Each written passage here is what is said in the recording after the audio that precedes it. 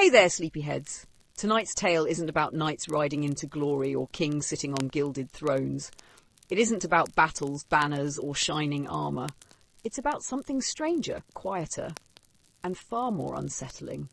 We're stepping into the apothecary's shop, into dim-lit rooms where jars line the walls. Jars not only of herbs and spices, but of powders and tinctures made from the human body. A pinch of skull for migraines, a sip of blood for seizures. A spoonful of mummy dust imported from Egypt, stirred into wine for the wealthy. These were not ghost stories or rumours. For centuries, they were real medicines, prescribed by respected doctors and swallowed by kings and queens. No one called it cannibalism. Not then. It was framed as science, as healing, as the most powerful cure the world could offer. But the line between medicine and superstition, between survival and savagery, blurred in ways that now feel almost unthinkable. The irony? While Europeans denounced distant peoples as cannibals, they quietly consumed the dead themselves, in courts, in cottages, in secrecy and in pride. What you'll hear tonight isn't glamorous. There are no fairy tale banquets, no chivalric romances, just the rattle of pestles against mortars, the hiss of boiling concoctions, and the quiet desperation of the sick, reaching for remedies that promised hope. It's a story of fear, of faith, and of the strange ways people tried to borrow life from the dead. Before we step into that world, take a moment to like this video if these slow, sleepy rambles into history help you drift off.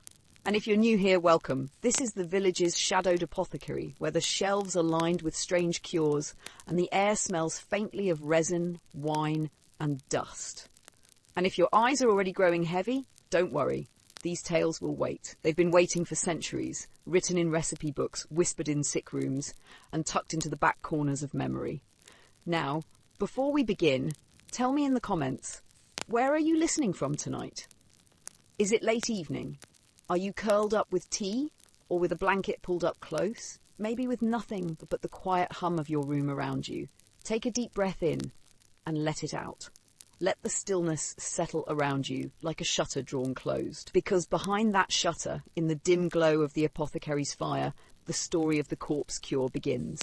The practices that later became known as medical cannibalism did not begin in medieval Europe, even though that is the period most often associated with corpse remedies. Its origins reach much further back into ancient traditions where the body was not only a vessel of life, but also a potential source of healing after death. Across different cultures, the idea emerged that consuming, applying, or otherwise using human remains could transfer vitality, treat disease, or ward off harm. In ancient Mesopotamia, physicians trained in both empirical remedies and magical incantations sometimes prescribed parts of the human body in treatments. Cuneiform tablets describe medical recipes where substances like hair, skin scrapings, or even powdered bone were included in mixtures. The reasoning was symbolic as much as practical. If disease was caused by spirits or imbalance, then taking part of a human body was thought to restore balance by reinforcing life with life. Egypt provides one of the earliest and most influential examples. Egyptians mummified their dead for religious purposes, but the remains of these mummies became commodities centuries later. By the time of classical Greece and Rome, traders carried powdered mummy flesh and resins across the Mediterranean. The Egyptians themselves viewed the body as central to eternal life, and while they did not practice corpse medicine in the later European sense, their embalmed dead became the foundation of a trade that fed medical cannibalism elsewhere. The Greeks and Romans too contributed to the idea. The physician Galen, 2nd century CE, whose works dominated European medicine for over a millennium, emphasized the importance of balancing the four humours: blood, phlegm, black bile, and yellow bile. Remedies often included animal parts, but human material was not excluded. Roman authors recorded that gladiators' blood was drunk by epileptics, based on the belief that the strength and vitality of the fighter could be transferred to the sufferer.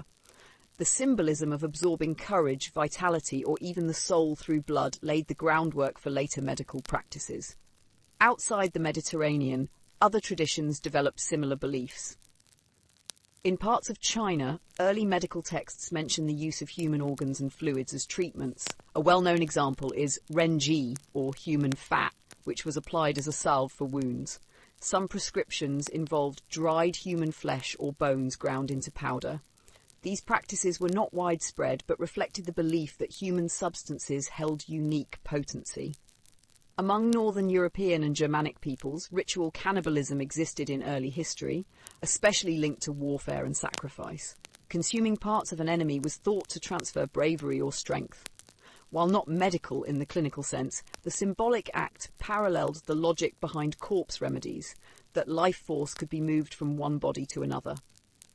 By late antiquity, Christian theology began to influence these ideas in Europe. The Eucharist, the ritual consumption of bread and wine as the body and blood of Christ, was central to Christian practice. While symbolic, it normalized the language of consuming human flesh and blood as a source of spiritual health. When later Europeans turned to corpse medicine, critics and defenders alike drew comparisons between medical cannibalism and the sacrament. The blending of medicine, religion, and superstition was essential. Disease in the ancient world was rarely understood in biological terms. It was often seen as punishment, imbalance, or invasion by spirits. Remedies therefore sought not just to treat the body, but to restore harmony between the physical and spiritual realms. Human remains were considered especially powerful because they came from beings who had once contained a soul.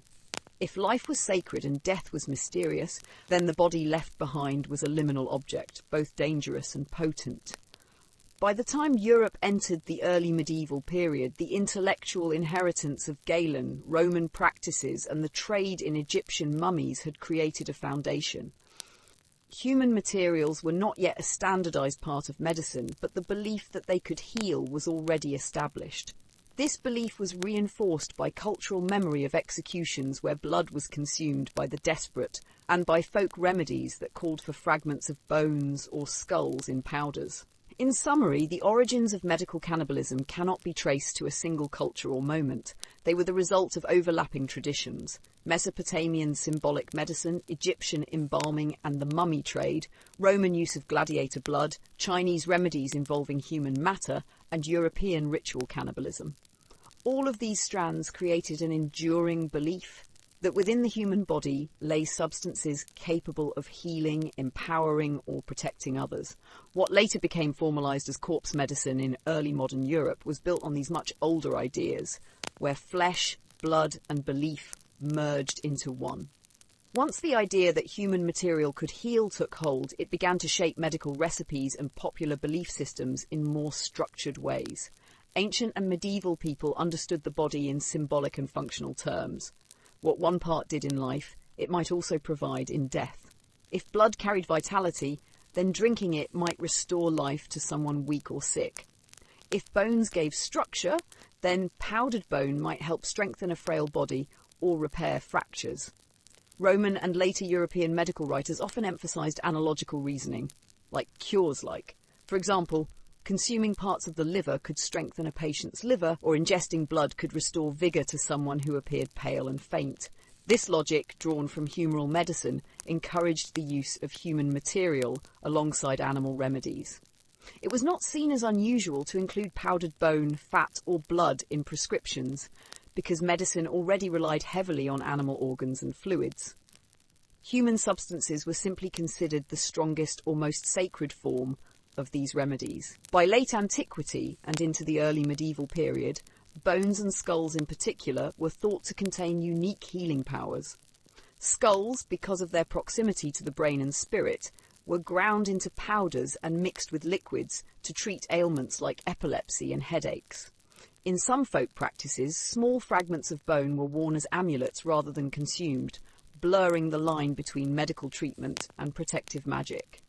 In both cases, the body itself was treated as a source of power, whether applied externally or ingested. The early history of corpse medicine shows clearly how superstition and science overlapped in ways that cannot easily be separated. In Mesopotamian or Greco-Roman texts, a prescription for powdered bone might appear alongside herbal salves, minerals, or metal filings. These remedies were written down and taught by trained practitioners, which gave them legitimacy. Yet the reasoning was not based on biological evidence, but rather on symbolic associations and religious or spiritual ideas. Even into the medieval period, when medicine in Europe was guided by the translations of Galen and Arabic physicians, the use of human material was not rejected. It was categorized within a broader system of remedies that balanced the humours or countered disease through opposites. For example, the warmth of blood might be prescribed for a patient with cold humours, or the solidity of bone powder might treat looseness or weakness in the body. Physicians described these treatments in rational terms, while patients often understood them through the lens of folk beliefs and religious symbolism. At the same time, there was unease. Consuming human remains carried moral and cultural risks. While some physicians recommended corpse remedies, others criticised them as dangerous or improper. Religious leaders debated whether the practice was compatible with Christian teachings, particularly as the Eucharist already used the language of body and blood. Was corpse medicine a corruption of holy symbolism, or was it simply another form of God's creation being used for healing? This debate would continue for centuries. The idea of corpse medicine was not restricted to one class of society. Evidence shows it was practiced at multiple levels, though for different reasons. Among the wealthy and elite, corpse remedies were often exotic and expensive. Mummified flesh imported from Egypt, for instance, was marketed as a rare and powerful treatment. Apothecaries catered to aristocratic demand by offering preparations of mummy powder that claimed to heal wounds, stop internal bleeding, or treat poisoning. Kings and nobles who had access to imported goods were the primary customers. For them, corpse medicine was not only a medical remedy but also a status symbol. For ordinary people, the practice took a different form. Blood from executions was sometimes collected and consumed by the poor, particularly those suffering from epilepsy. Crowds at public executions knew that fresh blood was believed to carry vitality, and some would pay to obtain a cup. Folk remedies also involved grinding down skull fragments or using bone ash, practices that could be carried out locally without the need for imported goods. In this way, corpse medicine was both elite and popular, appearing in the apothecaries of wealthy cities and in the village remedies of rural communities. Monasteries and religious institutions also played a role. While they often promoted relics of saints as holy objects for healing, there were cases where the line blurred and dust from relics was consumed as a kind of sacred medicine. In such cases, the practice was legitimized by religious authority, even though it mirrored the same logic as secular corpse cures. By the beginning of the medieval period, the foundations of corpse medicine were already well established. From Mesopotamian and Roman traditions to folk practices and elite consumption, the idea that human remains could heal was deeply embedded in medical thought. What began as symbolic and ritual practices had gradually become normalized in both medical texts and popular culture. The blending of belief, superstition, and medical reasoning meant that corpse remedies occupied a middle ground between science and religion. They were controversial but accepted, questioned but still widely practiced. By treating the human body as both sacred and medicinal, ancient and medieval cultures set the stage for the widespread use of corpse medicine in the centuries to come. By the early medieval centuries, medical practice was never a purely scientific endeavour. The frameworks inherited from antiquity, particularly Galenic medicine, coexisted with local folk remedies, Christian theology, and enduring superstitions. Corpse remedies occupied a place directly in the middle of these blurred lines. They were justified in the language of learned physicians, but remained inseparable from religious symbolism and magical thinking. The influence of Galen ensured that European medicine continued to interpret health through the balance of humours. Treatments were prescribed according to the qualities of heat, cold, dryness, and moisture. Within this framework, human materials could be rationalised. Blood, being warm and moist, might restore a patient with an excess of cold humours. Powdered skull, considered dry and strong, could counter conditions of weakness or instability, such as epilepsy. In this way, what might otherwise be dismissed as superstition was explained in scientific terms according to humoral theory. Physicians often recorded such remedies in medical texts without distinction between herbal ingredients, mineral powders, or human remains. For them, all natural substances, including the human body, were part of the same continuum of cures. Yet while the explanations sounded logical within the Galenic system, the symbolism behind these choices often revealed older layers of magical belief. At the level of everyday practice, corpse medicine was rarely separated from magical associations. Blood was not only warm and moist, it was also the carrier of life itself. Drinking blood was therefore imagined to transfer vitality directly from one body to another. Skulls were not just dry and strong, they were linked to the spirit and the seat of the soul. Consuming or wearing powdered skull was believed to offer protection against spirits that caused disease. These ideas show how difficult it was to draw a line between medicine and magic. A prescription might be written down by a physician using technical language, but to the patient the act could feel like participating in a ritual. To drink blood at an execution, or to keep a fragment of bone as a charm, was both a medical act and a magical one. The body was never just flesh, it was a vessel of unseen powers. Religion added yet another layer of meaning. Christianity taught that the human body was created by God and destined for resurrection. This gave human remains a sacred dimension. Relics of saints were already believed to heal, and pilgrims consumed dust from shrines or water that had touched holy bones. While relics were distinct from secular corpse medicine, the logic was similar. Fragments of the body, even in death, could convey healing power. The Eucharist reinforced this connection. In the sacrament, bread and wine were transformed into the body and blood of Christ, consumed for spiritual health. The symbolic act accustomed believers to the language of flesh and blood as sources of healing. When physicians later prescribed powdered skull or blood remedies, critics sometimes pointed out the resemblance. Defenders argued that since God had created the body, its parts could legitimately be used for cure. Thus, corpse medicine straddled theology as much as it did science or superstition. Despite these justifications, unease persisted. Some theologians denounced corpse remedies as sacrilegious, equating them with cannibalism or pagan ritual. Others worried that the practice blurred the line between Christian medicine and magical superstition. Physicians, too, were divided. While some endorsed the remedies openly, others questioned their safety and moral legitimacy. Yet demand for corpse cures never disappeared. Patients desperate for relief often turned to whatever was available, whether sanctioned by the church or not. In this context, the authority of religion, the logic of humoral medicine, and the power of popular belief all combined to support the continued use of human remains. The persistence of corpse medicine demonstrates how porous the boundaries were between superstition, religion, and science in the medieval world. Medicine was not conducted in laboratories, but in a cultural environment shaped by faith and tradition. Physicians operated within Galenic categories, but their patients interpreted treatments through symbols and rituals. Churches condemned cannibal practices, yet relic cults encouraged consumption of holy dust. Magical charms were dismissed by scholars, but practiced by ordinary people. Corpse remedies were at once rationalized by learned science, sanctified or questioned by religion, and reinforced by long-standing superstitions. They exemplify how medieval medicine was not a simple matter of progress toward modern science, but a complex negotiation between multiple systems of meaning.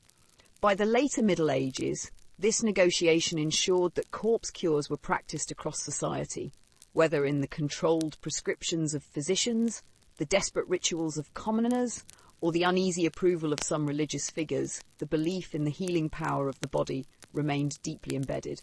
As demand grew, so too did the markets that supplied these remedies, paving the way for the widespread trade in mummies, blood and bones that characterized the next chapter of corpse medicine's history. The acceptance of corpse medicine across medieval and early modern Europe was not limited to one group of people. Its reach extended from common villagers who relied on folk remedies to monarchs and nobles who consulted court physicians. This wide social range explains why the practice endured for centuries, despite theological objections and occasional criticism from medical professionals. It was not a marginal superstition, but a mainstream approach to health that crossed boundaries of wealth, status, and education. For the poor, corpse remedies were often the most accessible form of treatment. Local traditions incorporated bones, blood, or fat into folk cures that could be prepared without the involvement of trained physicians. Public executions provided a ready supply of fresh blood, which was believed to be particularly effective for epilepsy. Accounts describe spectators rushing forward to collect the blood of the condemned, sometimes with cups or pieces of cloth, which they then consumed or pressed to the body of a sufferer. To them, the life force of a freshly killed person carried power strong enough to calm seizures or restore vitality. The practice, while unsettling to modern eyes, was rooted in the logic that life could be transferred from one person to another. In rural areas, bones also played a role in healing traditions. Fragments of skull were ground into powders, mixed with wine or water, and administered for headaches or fainting fits. These fragments were sometimes taken from local burial grounds, though in some cases, relics of saints blurred the distinction between sacred and secular healing. Small bone pieces could also be worn in pouches as charms, reflecting the overlap between medical remedies and protective magic. These practices were inexpensive and required no access to apothecaries, making them available to peasants and townsfolk alike. At the same time, the wealthy consumed corpse medicine in a very different form. From the late medieval period into the Renaissance, imported mummy powder became a fashionable treatment across Europe. Apothecaries sold ground remains of Egyptian mummies, marketed as potent cures for bleeding, bruising, or poisoning. The trade was so lucrative that demand exceeded supply, leading to forgeries and the use of recently buried corpses sold as authentic mummies. Kings, nobles, and wealthy merchants purchased these preparations, both as medicine and as a marker of status. Consuming a remedy made from exotic remains was not only believed to heal the body, but also demonstrated one's wealth and access to rare goods. Court physicians prescribed corpse remedies to their royal patrons, which lent the practice legitimacy at the highest levels of society. Notable figures, including Francis I of France and Charles II of England, are recorded as having taken mummy powder or tinctures made from skull. Charles II even created a personal preparation known as the King's Drops, a tincture of powdered human skull mixed with alcohol, which he reportedly consumed regularly. If monarchs openly used such remedies, their subjects saw little reason to doubt their effectiveness. In this way, elite participation reinforced widespread belief. The medical profession itself helped sustain the practice. Though some physicians expressed reservations, many included human remains in their pharmacopoeias. Recipes for skull powders, blood tinctures, or fat-based ointments appeared alongside herbal and mineral cures. By writing them down in authoritative texts, physicians blurred the line between accepted science and folklore. Patients, whether wealthy or poor, were reassured that such remedies were not merely superstition, but part of established medical knowledge. Religious institutions also contributed to their persistence. While theologians debated the morality of consuming human remains, monasteries and churches frequently promoted relics of saints as sources of healing. Dust from bones or water that had touched holy relics was consumed by pilgrims, reinforcing the notion that body parts could carry curative power. Even when secular corpse remedies were criticised, the parallel with relic veneration kept the idea culturally familiar and difficult to dismiss outright. This broad spectrum of users ensured that corpse medicine never became confined to the margins of society. For the poor, it was an act of desperation rooted in tradition. For the wealthy, it was a fashionable and prestigious cure. For physicians, it was part of their theoretical framework. For religious believers, it resonated with established rituals. Each group, for different reasons, found ways to justify and sustain the practice. By the 16th and 17th centuries, the use of corpse cures had become so entrenched that they were part of both everyday remedies and courtly medical culture. A peasant might smear fat on a wound in a village cottage while, hundreds of miles away, a monarch sipped tincture of skull prepared by a royal physician. The continuity of belief across these divides highlights how corpse medicine was not seen as shocking or marginal in its time. It was one of many ways people tried to make sense of illness and to draw on every available resource, natural or supernatural, in the hope of healing. By the late medieval period, and especially during the Renaissance, corpse medicine took on a more organised and commercial form through the trade in mummified remains.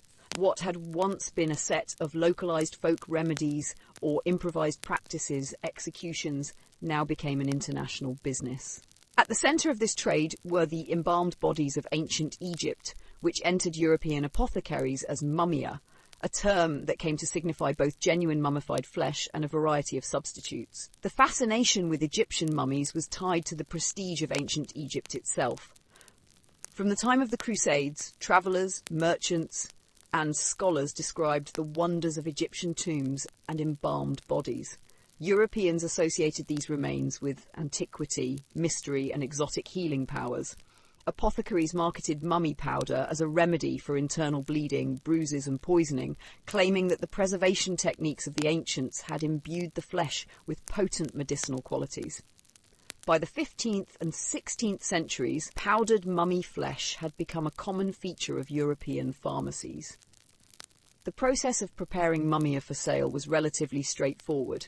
Imported bodies or fragments were ground into powder, sometimes mixed with resin or bitumen, and packaged in small quantities. Apothecaries kept these powders in jars alongside their herbs and minerals, ready to be sold by weight to physicians or directly to patients.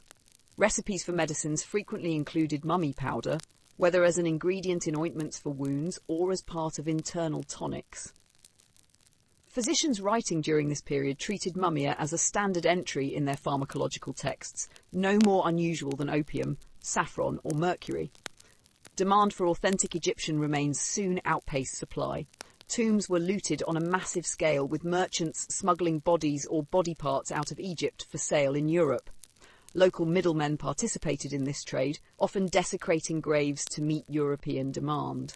In some cases, bodies that were relatively recent were treated with pitch or resins to imitate ancient mummies. Buyers rarely knew the difference, and apothecaries were often more concerned with maintaining stock than with verifying authenticity. Fraud was common, and mummy could mean anything from genuine pharaonic remains to the body of a recently executed criminal. Despite this, belief in the efficacy of mummy powder remained strong. Prominent physicians such as Guy de la Fontaine, a French doctor in the 16th century, reported the widespread use of mummia in elite medical practice. Kings and nobles routinely consumed it, believing it could protect them against poisoning, an ever-present fear in courtly life. Francis I of France is said to have carried mummy powder with him as a safeguard, taking small doses as a preventative measure. The logic was that the resin and preserved flesh, hardened over centuries, carried powerful preservative properties that could be transferred to the living body. For ordinary people, mummy medicine was less accessible due to its high cost, but it was still sold in smaller amounts in apothecaries across Europe. The trade was profitable enough that even modest shops kept jars of mummy powder for wealthier clients. Over time, the exotic appeal of mummies blurred with their medical reputation. Owning or consuming such a product was not only about health, but also about participating in a fashionable and prestigious trend. The use of mummia illustrates the intersection of commerce, medicine, and cultural fascination. The trade linked European medical practice with the looting of ancient sites in Egypt, revealing how economic demand could sustain even the most macabre industries. At the same time, the practice shows how strongly belief shaped medicine. Few patients or physicians questioned whether the flesh of the long dead could genuinely heal. What mattered was the weight of tradition, the authority of physicians who prescribed it, and the symbolic association of preserved flesh with strength and endurance. The mummy trade also demonstrates the global dimension of corpse medicine. While blood at executions or skull powders could be obtained locally, mummia required networks of trade that stretched from the Middle East to European capitals. This gave it a unique prestige, transforming corpse medicine from a local practice into part of international commerce.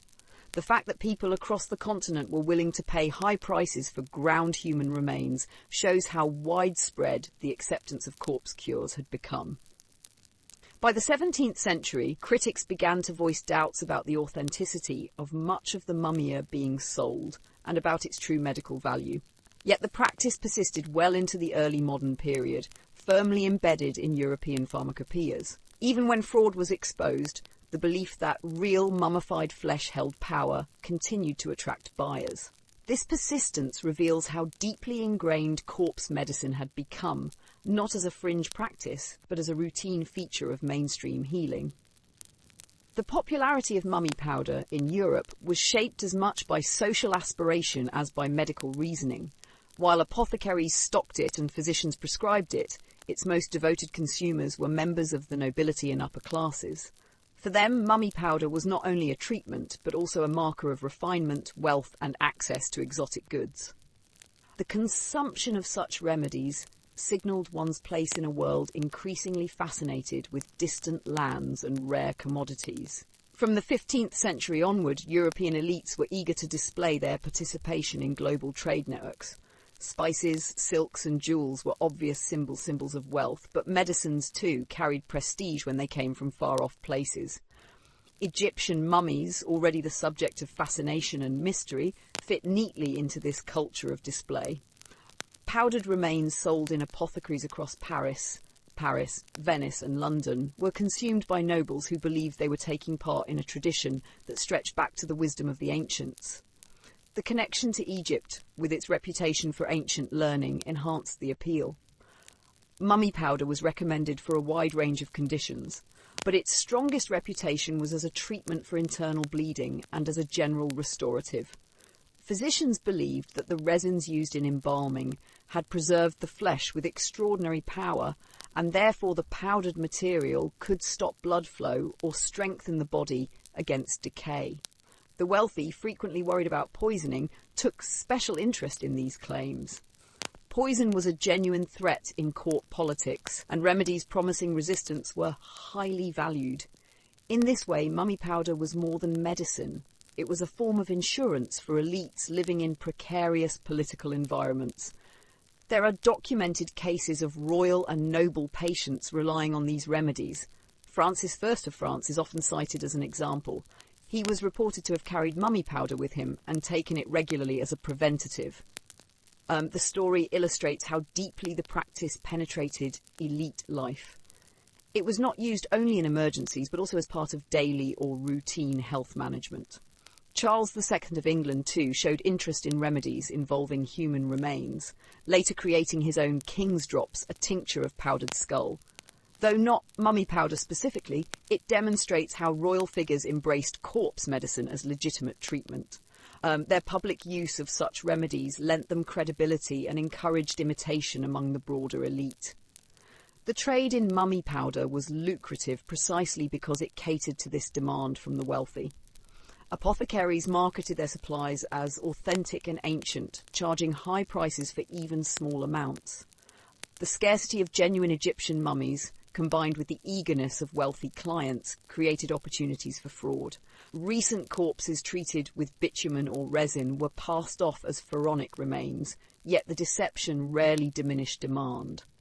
Patients were less concerned with verifying authenticity than with the symbolic power attached to the word mummia. The perception of rarity and exoticism mattered more than the actual source. The consumption of mummy powder by elites also reflected the broader Renaissance culture of collecting and displaying curiosities.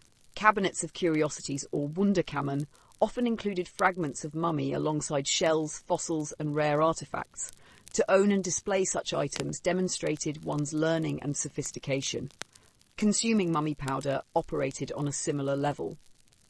It aligned the patient with ancient wisdom and placed them in a lineage of those who sought extraordinary remedies.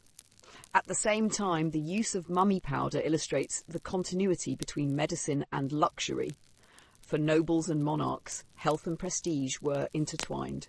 Taking an exotic remedy signalled not only concern for one's well-being, but also the ability to obtain rare substances beyond the reach of ordinary people.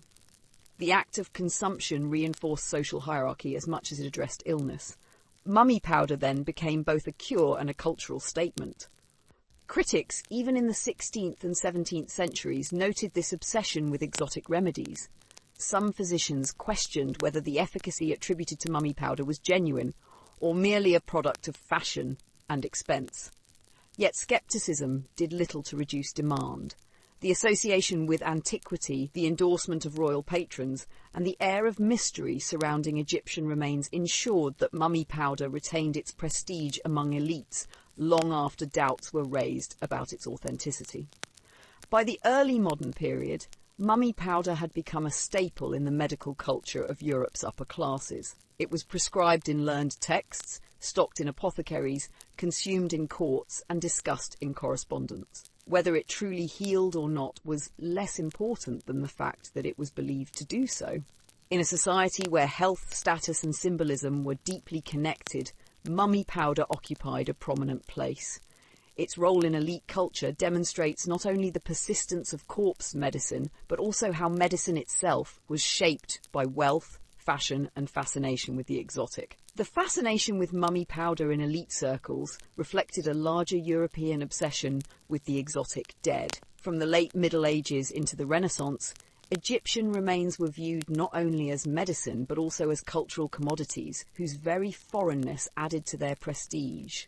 While human blood from an execution or bogments from local burials could be obtained within Europe, the allure of imported remains lay in their association with distant antiquity and the idea that the wisdom of the ancients had been preserved within them.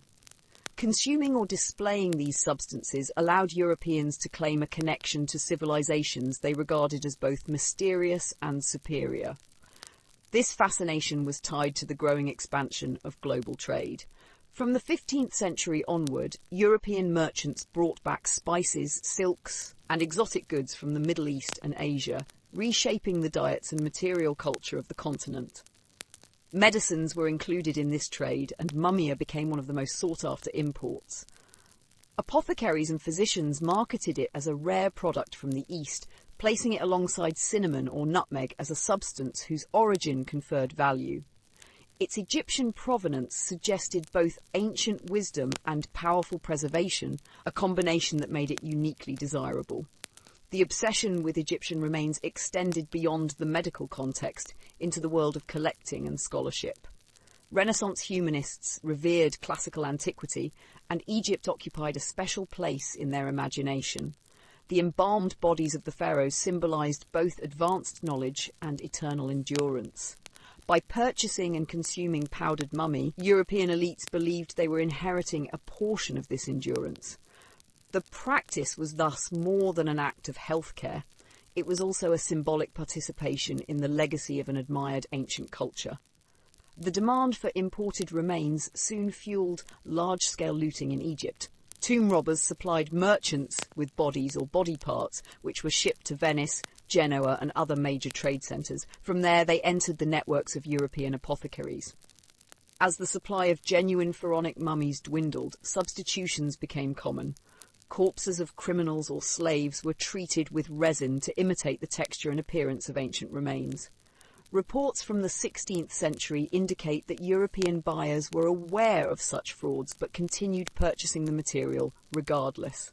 Authenticity mattered less than the belief that Egyptian-style remains contained power. The exotic label itself sustained demand. This appetite for the exotic dead reveals much about Renaissance attitudes toward medicine and prestige. Imported remains were expensive, ensuring they were primarily available to the wealthy. Their use reinforced social hierarchies. To consume mummia was to demonstrate both financial capacity and cultural sophistication. In this sense, corpse medicine mirrored other luxury practices of the time, such as collecting rare manuscripts or commissioning elaborate artworks. Health and display were inseparable, and remedies that combined exotic origins with claims of effectiveness were especially prized. Apothecaries capitalized on this fascination by marketing their mummy powders as authentic and foreign. Labels emphasized Egyptian provenance, and advertisements played on the mystique of ancient preservation. Physicians, too, incorporated mummia into their treatments, not only for its supposed medical properties, but also because patients expected remedies of high status. To refuse such treatments might have risked undermining a physician's credibility among elite clients who equated exotic medicines with advanced care. At the same time, the enthusiasm for imported human remains reflected a broader European pattern of appropriating and consuming the bodies of others. Just as colonial narratives portrayed distant peoples as sources of resources to be exploited, so too did Egyptian mummies become commodities to be consumed. Their transformation into medicine was both a physical and symbolic act of incorporating the ancient other into European bodies. In this way, the obsession with the exotic dead was part of a wider cultural logic of domination and appropriation. By the 17th century, mummy powder was firmly entrenched in European medical culture, but its popularity was beginning to provoke criticism. Scholars noted the fraud involved in much of the trade, and some physicians argued that the supposed benefits were more a matter of fashion than science. Yet even as skepticism grew, the fascination with imported remains persisted. Patients continued to request them, physicians continued to prescribe them, and merchants continued to profit. The exotic dead remained desirable, not simply for their medical promise, but for the cultural and symbolic weight they carried. The story of Europe's obsession with the exotic dead illustrates how medicine, commerce, and culture were intertwined. Mumia was not only a treatment, it was also a statement about wealth, sophistication, and access to the ancient world. The belief that health could be restored through the consumption of Egyptian remains reveals how strongly Europeans associated the body with power, endurance, and prestige. Even when authenticity was doubtful, the idea of consuming antiquity itself ensured that mummy medicine retained its place in both apothecaries and elite households. The appetite for mumia among European elites created a demand that far exceeded the actual supply of ancient remains in Egypt. By the 16th century, tombs had been plundered for generations, and the availability of genuine pharaonic mummies was dwindling. Yet physicians and apothecaries continued to prescribe the substance, and wealthy patients continued to insist upon it. This imbalance between demand and supply gave rise to a thriving black market that trafficked in counterfeit products and newly manufactured mummies, often with little connection to the antiquity they claimed to represent. Reports from merchants and travellers reveal that many of the mummies shipped to Europe during this period were not ancient at all. Local suppliers in Egypt, aware of European expectations, produced convincing substitutes by embalming the bodies of recently deceased individuals with resins, bitumen, and spices to mimic the appearance of true antiquities. These counterfeit mummies were then broken apart and sold to European buyers as authentic relics of the pharaonic past. In practice, the distinction between genuine and false mattered little, since European apothecaries reduced both to powder. What was consumed was less the material reality of Egyptian antiquity than the belief in its curative and symbolic power. The trade in fake mummies was not confined to Egypt. In parts of Europe itself, bodies of executed criminals, the poor, or even unclaimed corpses, were prepared with pitch and resin to imitate imported remains. These were sold through apothecaries as Egyptian mumia, allowing suppliers to bypass the expense of long-distance trade. Medical literature of the time indicates that some physicians were aware of these deceptions, but did little to discourage them, reasoning that if patients believed in the efficacy of the treatment, the psychological and symbolic benefits might still have therapeutic value. In this way, fraud became embedded in the practice of corpse medicine. The black market also extended to the looting of more recent graves in Egypt. European demand spurred widespread desecration of burial sites, often carried out by local villagers who could profit from supplying remains to traders. Accounts from travellers describe open pits where bodies were unearthed and dismantled for sale. In some cases, merchants mixed human remains with resinous substances or bitumen scraped from natural deposits, further diluting the authenticity of the product. By the time these materials reached European apothecaries, they bore little resemblance to the preserved flesh of the pharaohs, but were nonetheless accepted as legitimate. Critics within Europe occasionally exposed the widespread fraud. In the 16th century, Guy de la Fontaine, physician to the French king, investigated the mummy trade in Egypt and reported that most of what was sold was counterfeit.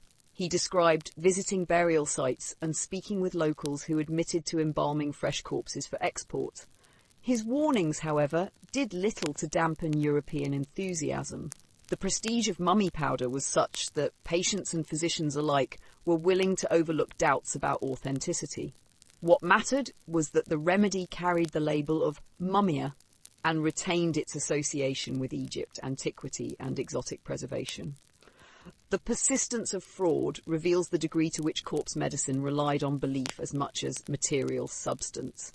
Even if the remains were recent, the symbolism of consuming mummy carried power. Patients could reassure themselves that they were drawing upon ancient wisdom and participating in a tradition stretching back thousands of years. Apothecaries, for their part, profited from the continued demand, while merchants and smugglers found in the mummy trade a lucrative opportunity. At the same time, the black market in human remains raised uncomfortable moral questions. While Europeans condemned cannibalism among non-European peoples as barbaric, they themselves were consuming powdered bodies, often taken through grave robbery and fraud. The hypocrisy was rarely acknowledged, but it underscores the complexity of European attitudes toward the body, medicine, and morality. The desire for healing, combined with the appeal of the exotic, made people willing to suspend ethical concerns and accept practices that in other contexts would have been condemned. By the 17th century, the prevalence of counterfeit mummies was widely known among scholars, but the trade continued regardless. Physicians and patients alike prioritized access to what they believed was a powerful remedy, even if its authenticity was questionable. The black market supplied a steady flow of material that kept apothecary jars filled and ensured the ongoing place of mummy powder in European medicine. This reliance on deception highlights the extent to which corpse medicine was shaped not only by ancient tradition and medical theory, but also by the practical realities of commerce and exploitation. The dark side of the market illustrates the contradictions at the heart of corpse remedies. On one hand, they were justified by learned physicians, endorsed by elites, and embedded in medical texts. On the other, they depended on fraud, grave robbery, and the commodification of the dead. This uneasy combination would characterize corpse medicine for centuries, reinforcing both its resilience and its eventual vulnerability to criticism. When doubts about efficacy grew louder in the 17th and 18th centuries, the revelations of widespread counterfeit practices became one more reason for reform. Yet, during the height of its popularity, the willingness to consume false or black market mummies only confirmed how deeply entrenched the belief in corpse cures had become. While the trade in mummy powder represented one prominent strand of corpse medicine, another equally significant tradition relied not on preserved flesh but on fresh blood. Across Europe in the medieval and early modern periods, blood was believed to contain a vital life force that could be directly transferred to the sick. The practice of drinking human blood was rooted in symbolic logic, but it became widespread enough to attract both medical endorsement and popular participation. In contrast to the elaborate networks that supplied powdered mummy, the blood cure was often immediate and local, tied to public executions or battlefield deaths. The idea that blood carried life was consistent with humoral theory and with broader cultural understandings of vitality. Blood was warm, moist, and linked directly to strength. To lose blood was to lose life, so it followed that consuming blood might restore it. Roman writers had already described epileptics drinking the blood of gladiators, believing that the vigour of the slain fighter would pass into the sufferer. This belief survived into the medieval period, adapted to new contexts. Rather than gladiatorial combat, executions provided the setting where the condemned became a source of medicine. Execution grounds in early modern Europe were often crowded, and witnesses sometimes scrambled to collect the blood of the freshly killed. For sufferers of epilepsy in particular, drinking warm blood was thought to provide relief. Accounts from Germany and Scandinavia describe epileptics rushing forward after beheadings to drink directly from the wound or to soak cloths in blood, which they would later press to their lips. Physicians recorded these practices, and some even tolerated or recommended them, despite unease about their morality. The belief that the life force of the condemned could be absorbed into the patient was strong enough to sustain the custom for centuries. Not only epilepsy, but also other conditions were treated in this way. Blood was prescribed for weakness, pallor, or fainting fits. The idea was that the vitality contained in fresh human blood could replenish what was lacking in the sick person. In some medical texts, powdered dried blood was listed as an ingredient in ointments or remedies, yet it was the immediacy of drinking warm, flowing blood that seemed to carry the greatest perceived power. The closer the blood was to the moment of life, the stronger its healing effect was imagined to be. The symbolism of the condemned man's blood was significant. Executions were public rituals of state power, designed to punish criminals and reinforce order. Yet they also became moments when the boundary between death and healing blurred. The body of the criminal, rejected by society, was simultaneously transformed into a resource for the living. In this way, the condemned continued to serve the community even in death, their blood absorbed by those desperate for cure. The practice reflected the complex interplay of justice, medicine, and superstition in early modern society. The use of fresh blood was not confined to folk custom. Learned physicians occasionally incorporated it into formal prescriptions. Paracelsus, the 16th century Swiss physician and alchemist, believed that human blood contained unique vitality and could be used in medicines.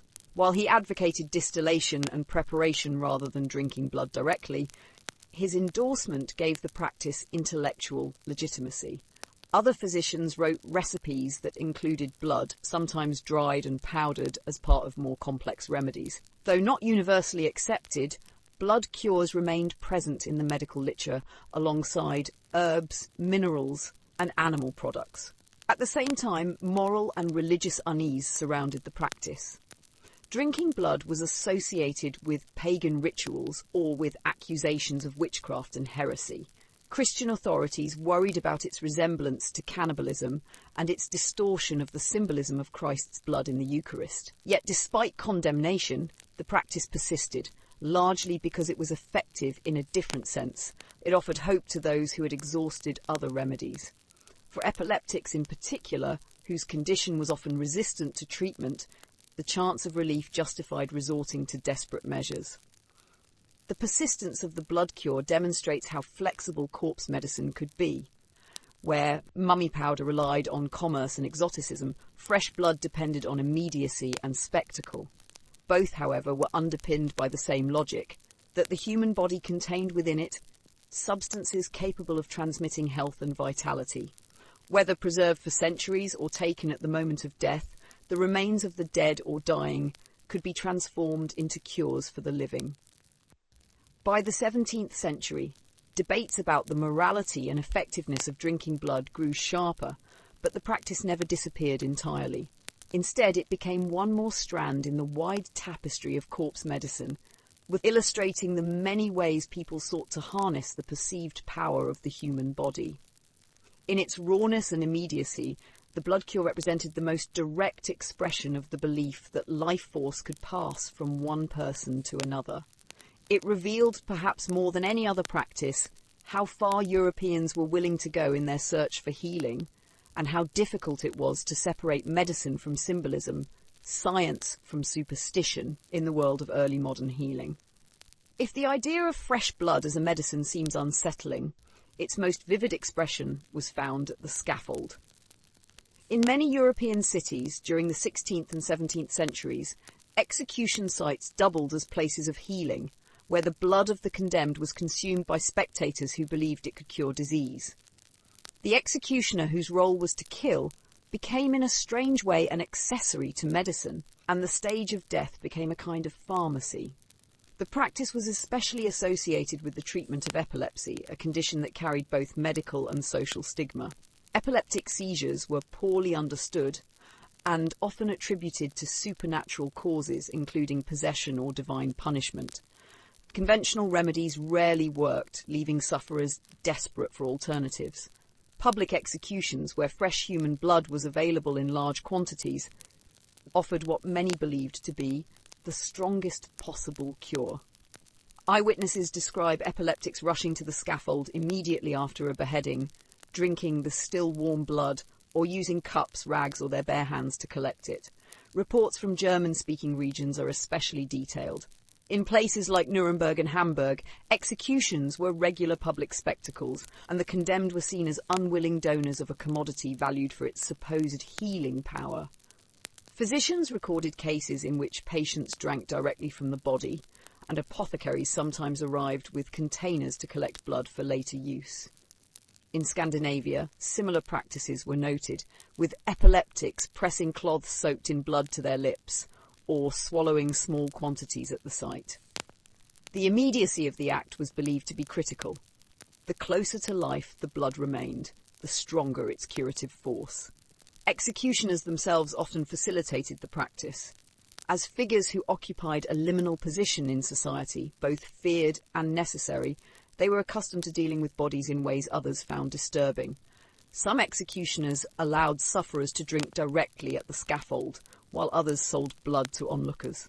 In some towns, this trade became formalised, with the executioner recognised as a kind of medical supplier. His duties extended beyond killing to the preparation of medicinal substances, such as fat or bone, which could be rendered and sold. The scaffold, therefore, became a site where justice, punishment and healing intersected in stark and sometimes contradictory ways. The association between executions and medicine was not limited to blood. Other body parts were also collected and distributed after executions, including fat, which was rendered into salves, and bones, which could be ground into powders. But blood, because of its vitality and immediacy, was the most highly prized. It was consumed in the rawest form possible, often minutes after the death of the condemned. For sufferers of chronic illness, the gruesome act carried with it the hope of renewal. Not everyone approved of this practice. Religious authorities expressed unease, and some physicians criticised it as a crude superstition rather than a legitimate treatment. Drinking blood, they argued, blurred the boundaries between medicine and cannibalism. Yet, even as these criticisms circulated, the practice continued. The desperation of patients, combined with the public availability of blood at executions, ensured its survival. Moreover, the endorsement of certain physicians, who accepted the symbolic logic of transferring vitality, gave it a degree of legitimacy. The popularity of scaffold blood cures also reflected broader cultural attitudes toward executions themselves.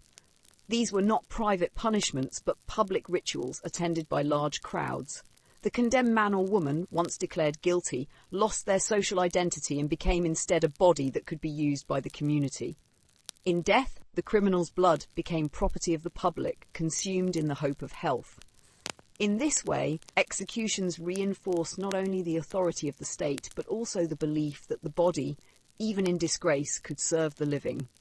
Over time, the association between the executioner and medicine became institutionalized in some places. Executioners were sometimes consulted for medical knowledge, especially in the preparation of corpse remedies. Their access to bodies gave them expertise that few others possessed. The scaffold thus functioned as an informal pharmacy where remedies were obtained outside the bounds of conventional apothecaries.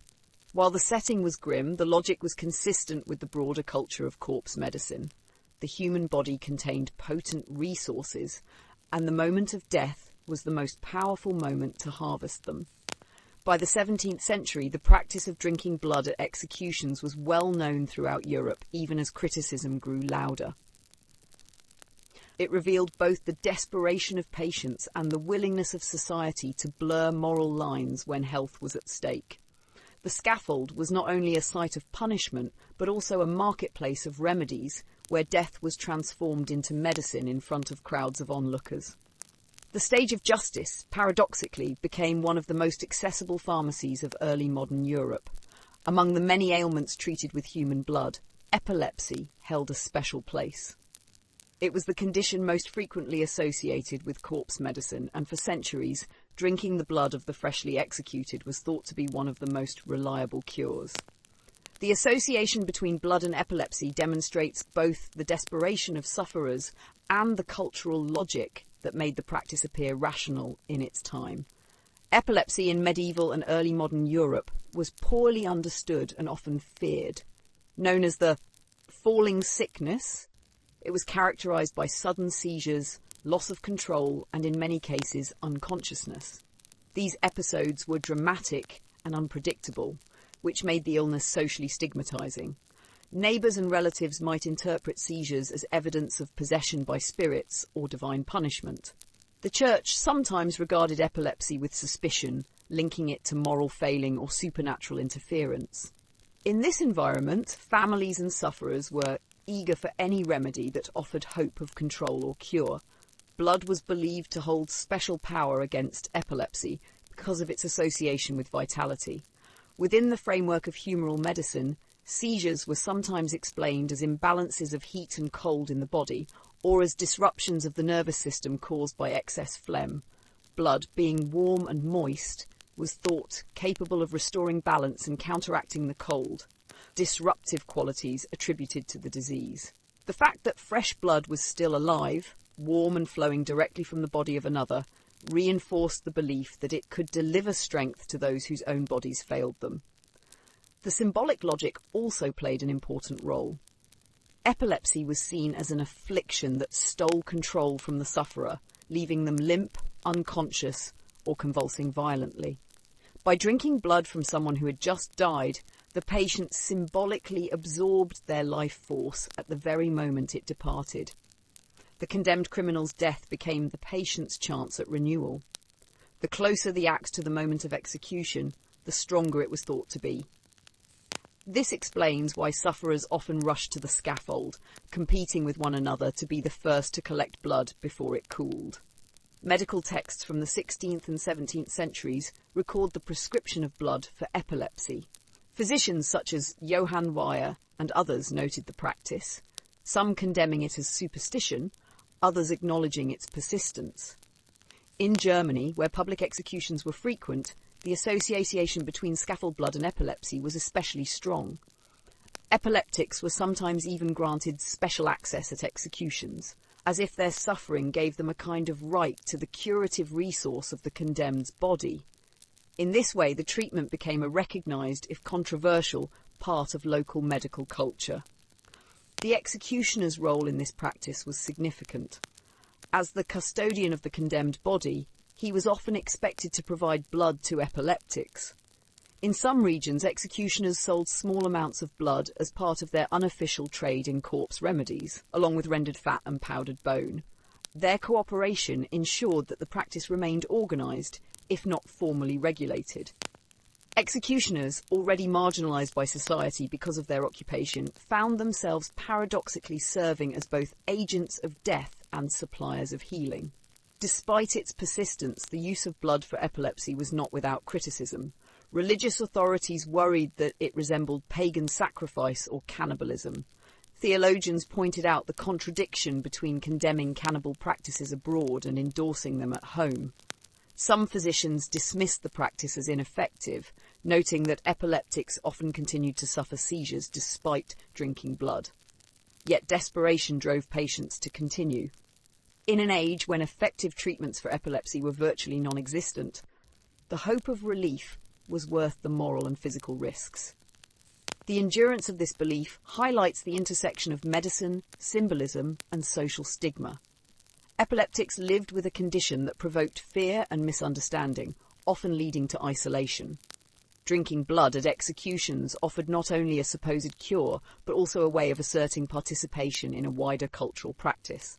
By engaging in a ritual believed to be powerful, sufferers could feel that they were doing everything possible to resist their illness. Even when the seizures returned, the act itself carried meaning and offered a kind of psychological support. By the 17th century, the practice of drinking blood for epilepsy was widely known across Europe.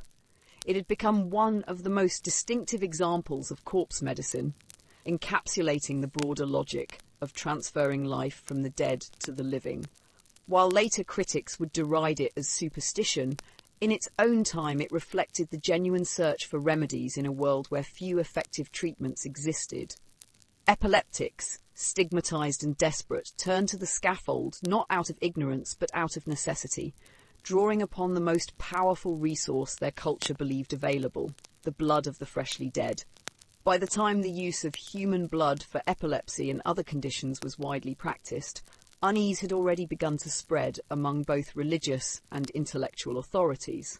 What some patients and physicians viewed as a legitimate cure, others condemned as an act of cannibalism, incompatible with Christian morality. This tension produced a peculiar situation. Corpse medicine, though known and often practiced openly at execution sites, was increasingly pushed into the shadows of secrecy. Public criticism, fear of scandal, and the growing association of such remedies with barbarity created a climate where corpse cures were simultaneously sought after and quietly concealed. Moral objections were not new. The Church had long been uneasy about practices that blurred the line between medicine and cannibalism. To drink human blood or consume human flesh, even in powdered form, echoed tropes associated with pagans or with accusations levelled against supposed witches and heretics. Theologians pointed out that the Eucharist, which symbolically involved consuming the body and blood of Christ, was meant to replace such pagan practices, not encourage their return. For many churchmen, therefore, corpse medicine seemed a dangerous inversion of Christian ritual. Physicians, too, voiced their concerns. Some regarded the blood cure as superstition with little scientific merit, especially as patients often continued to experience seizures despite treatment. Others were concerned about the social and moral implications of encouraging desperate people to rush to scaffolds and drink blood directly from the bodies of the executed. Learned doctors worried that such behaviour undermined the dignity of medicine, reducing it to a grotesque spectacle. Yet these same physicians frequently kept recipes for powdered blood or skull in their pharmacopoeias, reflecting the contradiction between public disapproval and private acceptance. For patients, the growing criticism created a dilemma. On the one hand, the potential for healing was too important to ignore, especially for conditions like epilepsy with few alternatives. On the other, the social stigma attached to corpse remedies grew heavier. Drinking human blood could provoke accusations of irreligion, witchcraft, or moral corruption. As a result, many sufferers resorted to the practice in secrecy, hiding their participation even while continuing to rely on it. Some obtained dried blood through intermediaries, avoiding the public spectacle of executions. Apothecaries discreetly sold preparations, labelling them in vague terms so that buyers could claim ignorance if challenged. This climate of secrecy reflected broader cultural contradictions. Europeans condemned foreign peoples as cannibals while simultaneously consuming human remains in their own societies. Critics pointed out this hypocrisy, but defenders argued that corpse medicine was distinct because it was undertaken for healing, not for sustenance. The fact that these arguments had to be made at all shows the growing discomfort surrounding the practice. While belief in the power of human blood persisted, the act of consuming it increasingly required justification, concealment, or rebranding. The association of corpse remedies with the lower classes also contributed to the moral panic. Educated elites were quick to portray the spectacle of epileptics drinking blood at scaffolds as vulgar or uncivilized, even while nobles consumed mummy powder in their chambers. The contrast highlights how perceptions of corpse medicine depended on context. The public, chaotic rush for blood seemed grotesque, but the private consumption of imported remains appeared refined. This double standard allowed elites to preserve their use of corpse cures while condemning similar practices among the poor. By the 17th century, this tension had intensified.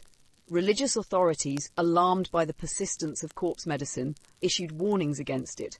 Some cities attempted to regulate execution grounds to prevent blood drinking, though enforcement was uneven.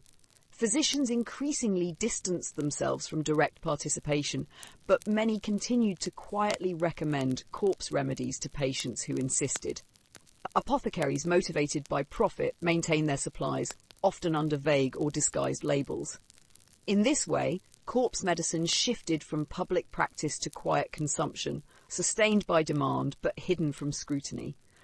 The secrecy surrounding corpse cures did not diminish their prevalence. Instead, it preserved them in new forms. Patients continued to seek out powders, tinctures and dried preparations, sometimes mixing them into wine or other liquids to mask their use.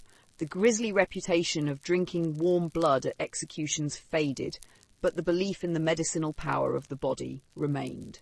What had once been done openly on scaffolds now took place quietly in her homes, monasteries and apothecary shops. The practice had not disappeared.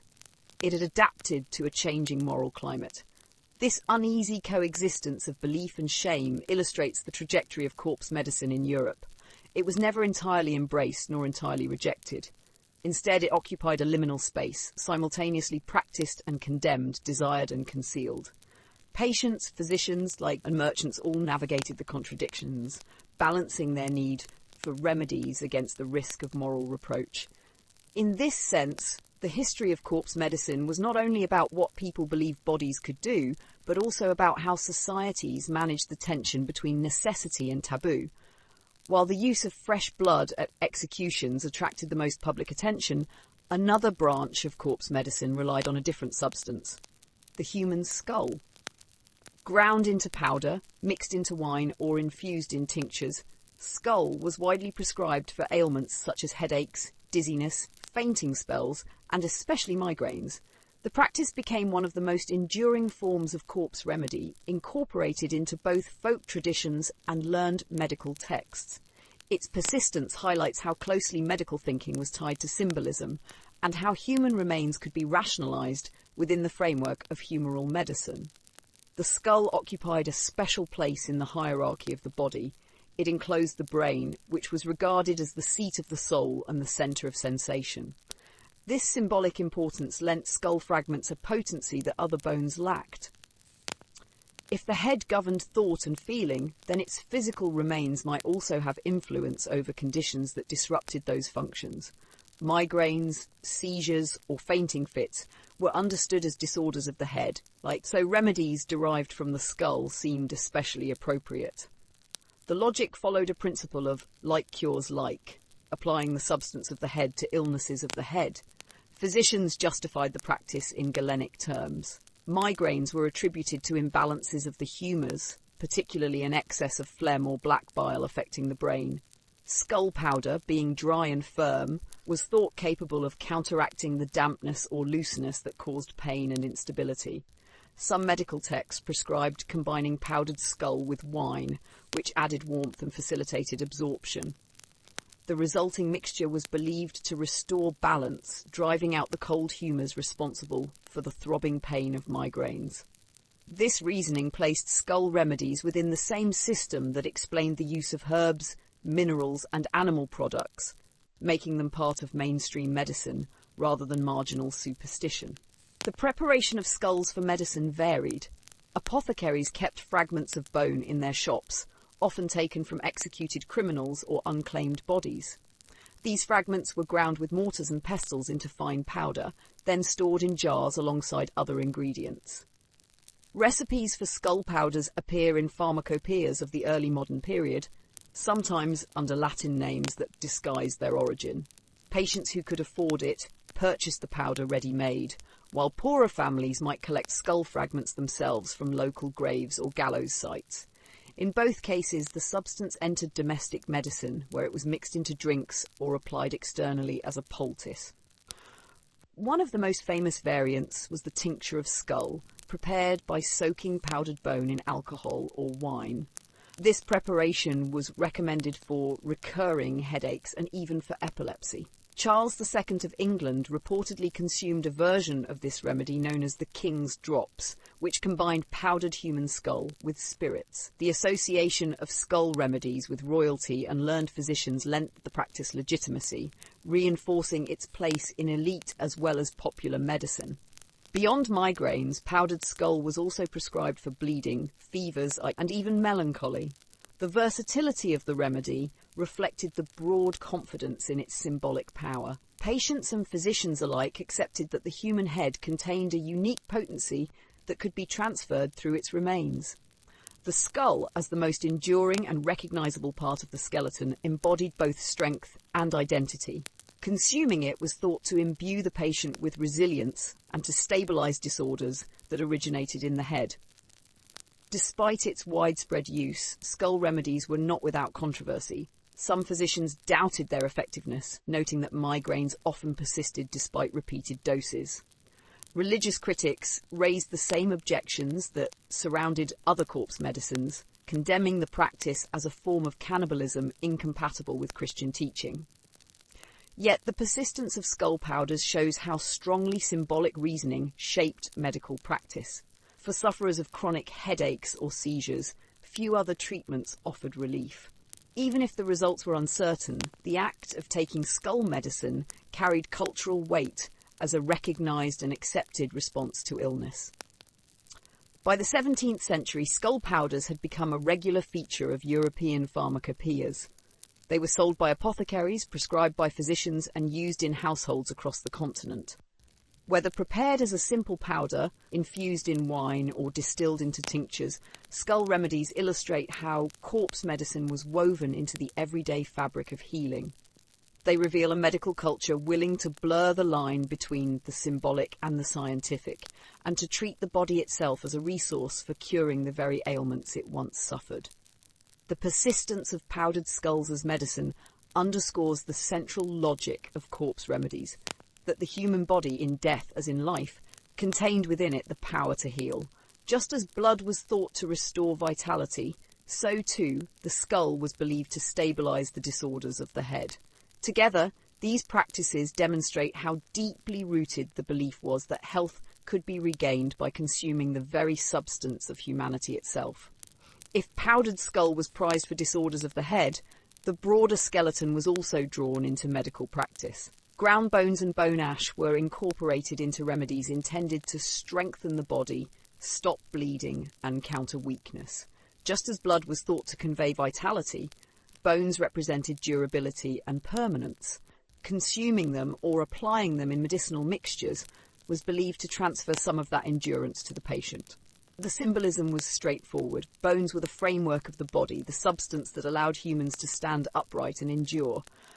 Unlike flesh or blood, which decayed quickly, bones remained long after death. Their persistence in the grave suggested a kind of latent power. If they could outlast the softer tissues, then they might also impart resilience when ingested. The idea that this structural strength could be transferred into the living body made bone ash an appealing remedy for weakness, fractures, and wasting diseases. Medical writers of the medieval and early modern periods placed bone ash within the Galenic framework. It was considered a dry, strong substance suitable for balancing conditions associated with excess moisture or instability. For patients who appeared frail, whose bodies were thought to lack firmness, powdered bone was prescribed as a way to harden or stabilise them. Mixed with wine or milk, it was swallowed as a tonic. In some cases, bone ash was combined with herbs or minerals in more elaborate preparations. Apothecaries stocked it alongside other common ingredients, and it appeared in pharmacopoeias with specific instructions for dosage. The sources of these bones varied. Execution grounds again played an important role, as bodies of criminals provided material for apothecaries and healers. Unclaimed corpses or even older skeletons taken from burial grounds were also used. The bones were burned to ash, then ground into a fine powder for medicinal use. The preparation process was meant to strip away impurities and leave behind the essential strength of the skeleton. In this way, bone ash was treated as a concentrated form of the body's enduring vitality. Beyond internal consumption, bone ash was sometimes applied externally. Mixed into ointments or salves, it was spread onto wounds to staunch bleeding or encourage healing. The logic was that bones represented firmness and cohesion, and thus could help close open injuries. In this respect, bone ash functioned as both a symbolic and practical remedy. While it had no antiseptic qualities, its use reflected the same desire to borrow resilience from the human frame. Bone ash also carried associations with religious practices. In some contexts, the bones of saints were venerated as relics, thought to heal through contact or ingestion. While secular medicine distinguished between holy relics and ordinary remains, the underlying logic was similar. Bones retained power after death. Even when the remains were not sanctified, they were thought to hold a trace of the vitality they once supported. This continuity between sacred and secular practices reinforced the legitimacy of bone-based remedies, making them part of both popular belief and professional medicine. As with other corpse cures, criticisms arose. Some physicians doubted whether bone ash offered real medical benefits, beyond the placebo effect of participating in a widely recognised ritual. Religious authorities, too, voiced concerns about the consumption of human remains, repeating the arguments that such practices blurred the line between medicine and cannibalism. Yet the persistence of bone ash remedies shows that practical need often outweighed moral hesitation. For patients suffering from weakness or wasting illnesses, few alternatives seemed as potent as consuming the very substance that symbolized strength. The popularity of bone ash was not confined to Europe. Reports from other cultures describe similar practices where bones were burned or powdered and consumed as medicine. This suggests that the belief in skeletal vitality was not unique to European traditions, but part of a broader human tendency to see the body itself as a source of healing power. In Europe, however, the practice became formalized within medical texts and apothecaries, reinforcing its place within the framework of learned medicine. By the 17th century, bone ash was a standard entry in European pharmacopoeias, prescribed for weakness, bleeding, and recovery from injuries. It exemplified the way corpse medicine extended beyond the dramatic spectacle of blood at executions to the quieter, routine use of human remains in everyday healing. The skeleton, reduced to powder, became another resource in the constant effort to borrow vitality from the dead. The use of bone ash illustrates the consistency of logic across all corpse remedies. Whether through blood, skull, or bone, the human body was believed to contain transferable strength. Each substance was associated with the qualities it had in life: blood with vitality, skull with thought, bones with strength, and each was harnessed in the hope of restoring balance to the sick. Even as doubts grew, these remedies persisted, reflecting the deep cultural conviction that the human body could, in death, continue to serve the living. By the 16th and 17th centuries, apothecaries across Europe prepared and sold skull tinctures, remedies steeped in wine, spirits, or vinegar that were prescribed for headaches, epilepsy, melancholy, and other nervous disorders. These tinctures represented a shift from crude powders toward more sophisticated preparations, reflecting the growing professionalization of pharmacy while still relying on the symbolic potency of human remains. The preparation of skull tinctures followed a relatively simple process. Fragments of human skull, often sourced from executed criminals or unclaimed corpses, were ground into powder and steeped in alcohol or wine for several days or weeks. The liquid was then strained, leaving behind an infusion that was believed to carry the essence of the skull's power. Wine was the most common base, both because of its widespread use in medicine and because its warmth and vitality were thought to enhance the remedy. Spirits such as brandy also became popular in later periods, as distillation technology advanced and stronger alcohols became available.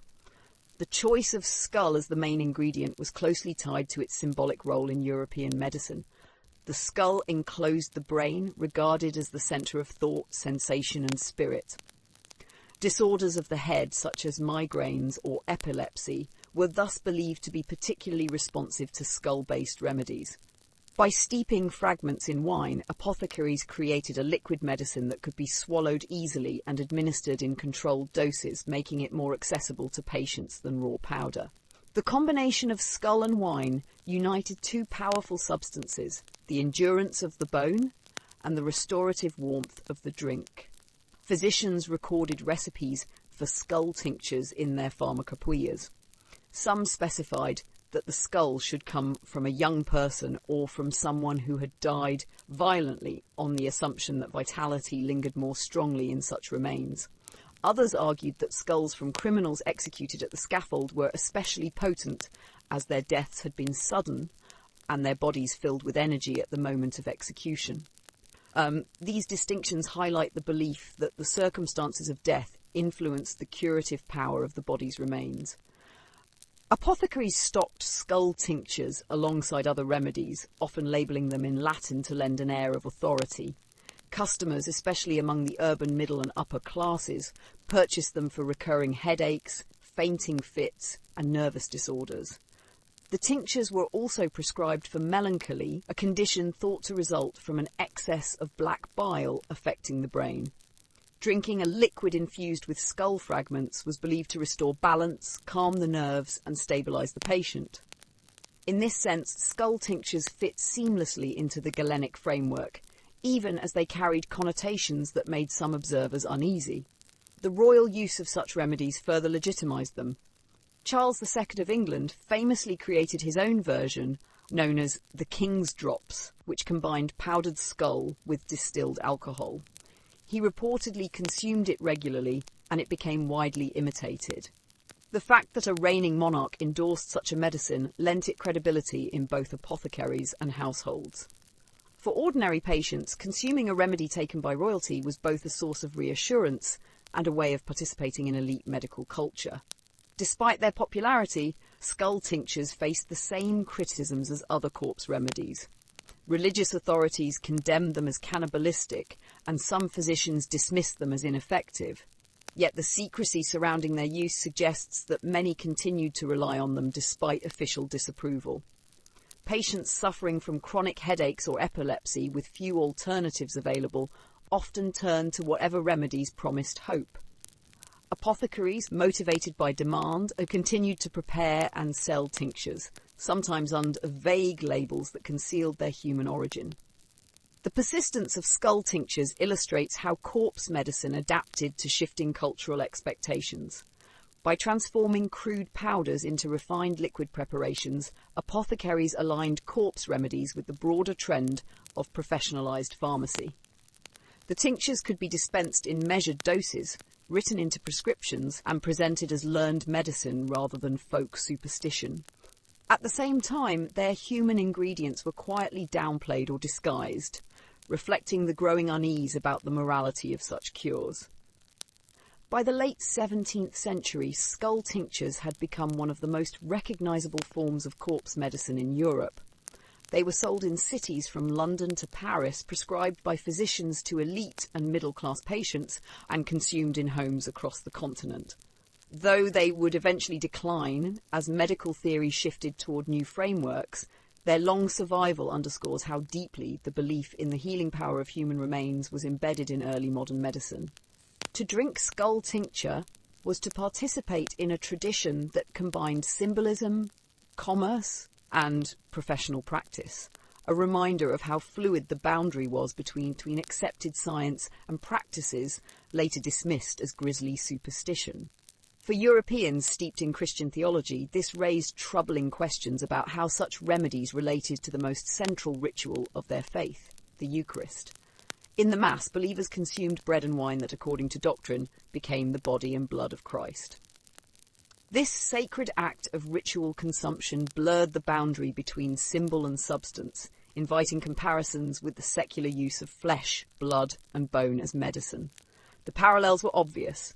In both cases, the body was believed to heal. The Eucharist was understood to restore the soul, providing spiritual nourishment and strengthening believers against sin. Corpse medicine, by contrast, claimed to heal the body, transferring vitality from the dead to the living. Critics, however, worried that the similarities undermined the sanctity of the sacrament. If people justified the consumption of human remains for physical health, did this not reduce the Eucharist to the same category, a mere example of magical thinking or folk ritual?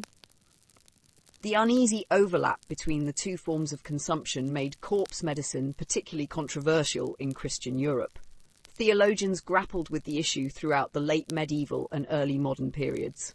Some argued that corpse medicine was a corruption of the Eucharist, an unholy imitation that turned sacred symbolism into literal cannibalism. In their view, Christ's sacrifice was unique, and consuming any other body, whether powdered skull or fresh blood, was a blasphemous parody. Others, however, sought to defend the practice by distinguishing between spiritual and physical domains. They argued that while the Eucharist fed the soul, corpse remedies served the body. Since God had created the human body, its parts could legitimately be used as medicine, just as herbs or minerals were. This argument did not silence critics, but provided a theological rationale for patients and physicians who continued to rely on such remedies.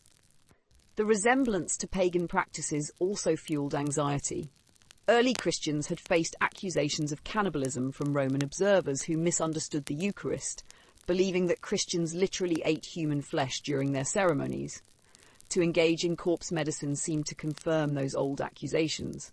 Moreover, in polemics against witches, heretics, or non-European peoples, Europeans often emphasised their supposed cannibalism as proof of savagery. The fact that Europeans themselves consumed human remains in pharmacies and private homes revealed a troubling double standard. Defenders of corpse medicine attempted to sidestep the charge by insisting that their actions were medicinal, not ritualistic. Yet, the overlap with religious symbolism made the distinction difficult to sustain.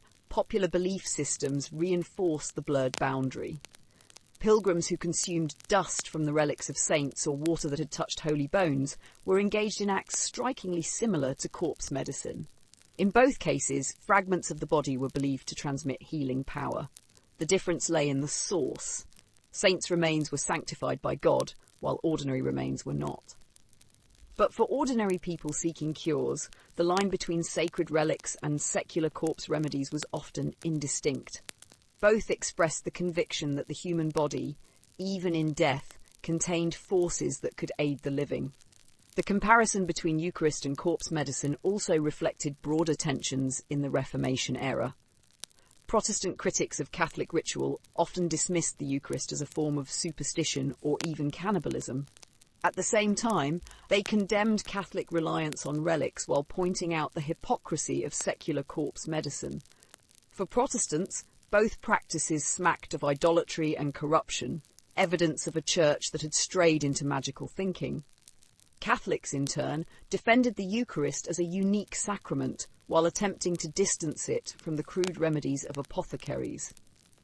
The debate about corpse medicine thus became entangled with confessional conflict, its meaning shaped by the religious struggles of the 16th and 17th centuries.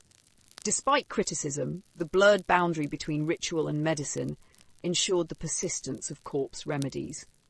Patients interpreted them through the same symbolic frameworks that gave the Eucharist its meaning, the belief that consuming body and blood could provide strength and renewal. Whether the goal was spiritual or physical, the logic was consistent. In this sense, corpse medicine was not an aberration but an extension of deeply embedded cultural assumptions about the body, death and healing. By the time corpse medicine reached its peak in the 17th century, the comparisons with the Eucharist had not disappeared but had become part of its contested legacy. For critics, the overlap exposed the moral corruption of the practice. For defenders, it demonstrated the continuity of God's creation, in which even the body of the condemned could serve a purpose in sustaining the living. In both cases, the debate reveals how inseparable medicine, religion and symbolism were in early modern Europe. The consumption of flesh and blood, whether in church or in the apothecary, remained one of the most powerful and controversial expressions of that entanglement. From the early Middle Ages onward, the bones, hair, teeth, and even preserved flesh of saints were venerated as sources of miraculous healing. Pilgrims travelled long distances to touch, kiss, or consume substances associated with these relics. In practice, this meant that the use of human remains for healing was not limited to apothecaries and corpse medicine. It was also embedded within the devotional life of the Church itself. The belief in relics rested on the conviction that saints retained their holiness even after death. Their bodies, or fragments of them, were considered living bones imbued with divine power. Contact with a saint's relic could cure illness, protect against plague, or restore fertility. Chroniclers recorded countless examples of healings attributed to relics. The blind receiving sight after touching a bone, the lame walking after visiting a shrine, and fevers vanishing after pilgrims consumed water that had washed over relics. These stories were disseminated in hagiographies and miracle collections, reinforcing the perception that relics were tangible channels of divine grace. The consumption of relics sometimes blurred into medical practice in striking ways. Dust scraped from saints' bones was mixed into water or wine and swallowed by pilgrims as a form of sacred medicine. Cloths that had touched relics were dipped into drinks and consumed. Even the oil or water collected from reliquaries was treated as a liquid infusion of sanctity, capable of curing ailments when drunk. These practices were sanctioned by the Church, distinguishing them from the secular use of ordinary remains, yet the parallels were unmistakable. In both cases, fragments of the body were ingested or applied to transfer healing power from the dead to the living. Relics also became part of broader strategies for communal protection against disease. During outbreaks of plague, cities carried relics in processions, believing that the presence of a saint's body could drive away illness. Families purchased small reliquaries containing bone splinters or cloth fragments, which were kept at home as sources of constant protection. The materiality of the relic, its status as a physical piece of the saint, was central to its power. Even when reduced to tiny fragments, relics carried the full weight of their sacred identity. The Church carefully regulated the use of relics, both to preserve their sanctity and to prevent fraud. Councils and popes issued decrees to authenticate relics, but the trade in false relics was nonetheless widespread.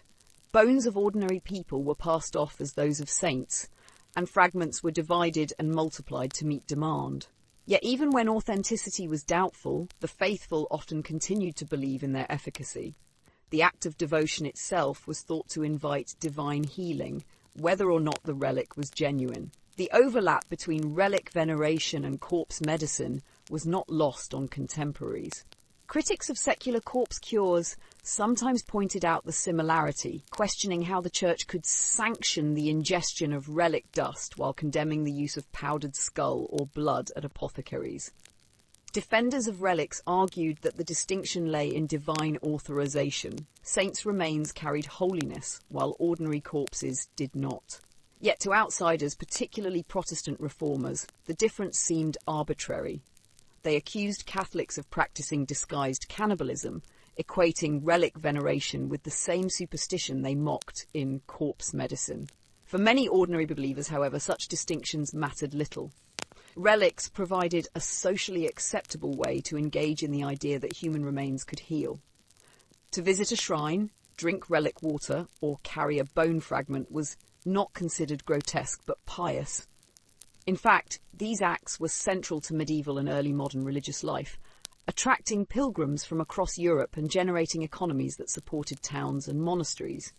By the early modern period, relics had become a lightning rod in religious debates, but their role as healing objects remained undeniable. They demonstrate how deeply the belief in the curative power of the body permeated European culture. Whether sanctioned by the Church or sold in apothecaries, bones and fragments were treated as vessels of strength and renewal.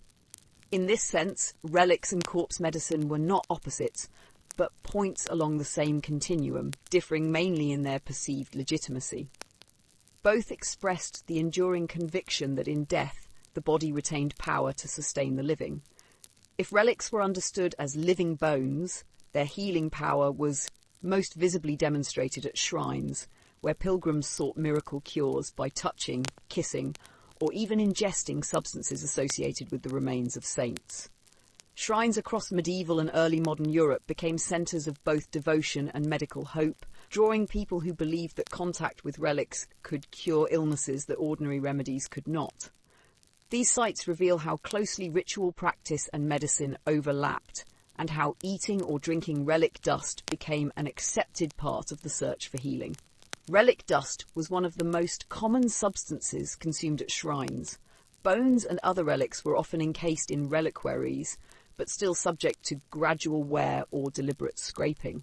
Small amounts of dust could be collected, mixed with water, wine, or oil, and given to pilgrims as medicine. Chroniclers recorded countless accounts of the sick swallowing such mixtures and reporting cures. A pilgrim suffering from fever might drink wine mixed with dust from a saint's bone. Another might mix powdered relic into water to calm seizures or relieve headaches. To the faithful, the material itself carried divine presence, and consuming it allowed that presence to enter the body directly. Shrine custodians sometimes facilitated the distribution of such substances in organised ways. Water or oil that had been poured over relics was collected and bottled, then sold or given to pilgrims as a kind of sacred tonic. The liquid infused contact from the relic was thought to absorb its holiness and transfer it to the drinker. Pilgrims carried these bottles home, using them not only for themselves but also for family members unable to make the journey. In this way, shrines became providers of a distinctive kind of medicine, one that blended faith and material practice. The belief in miracle cures was reinforced by the constant circulation of stories.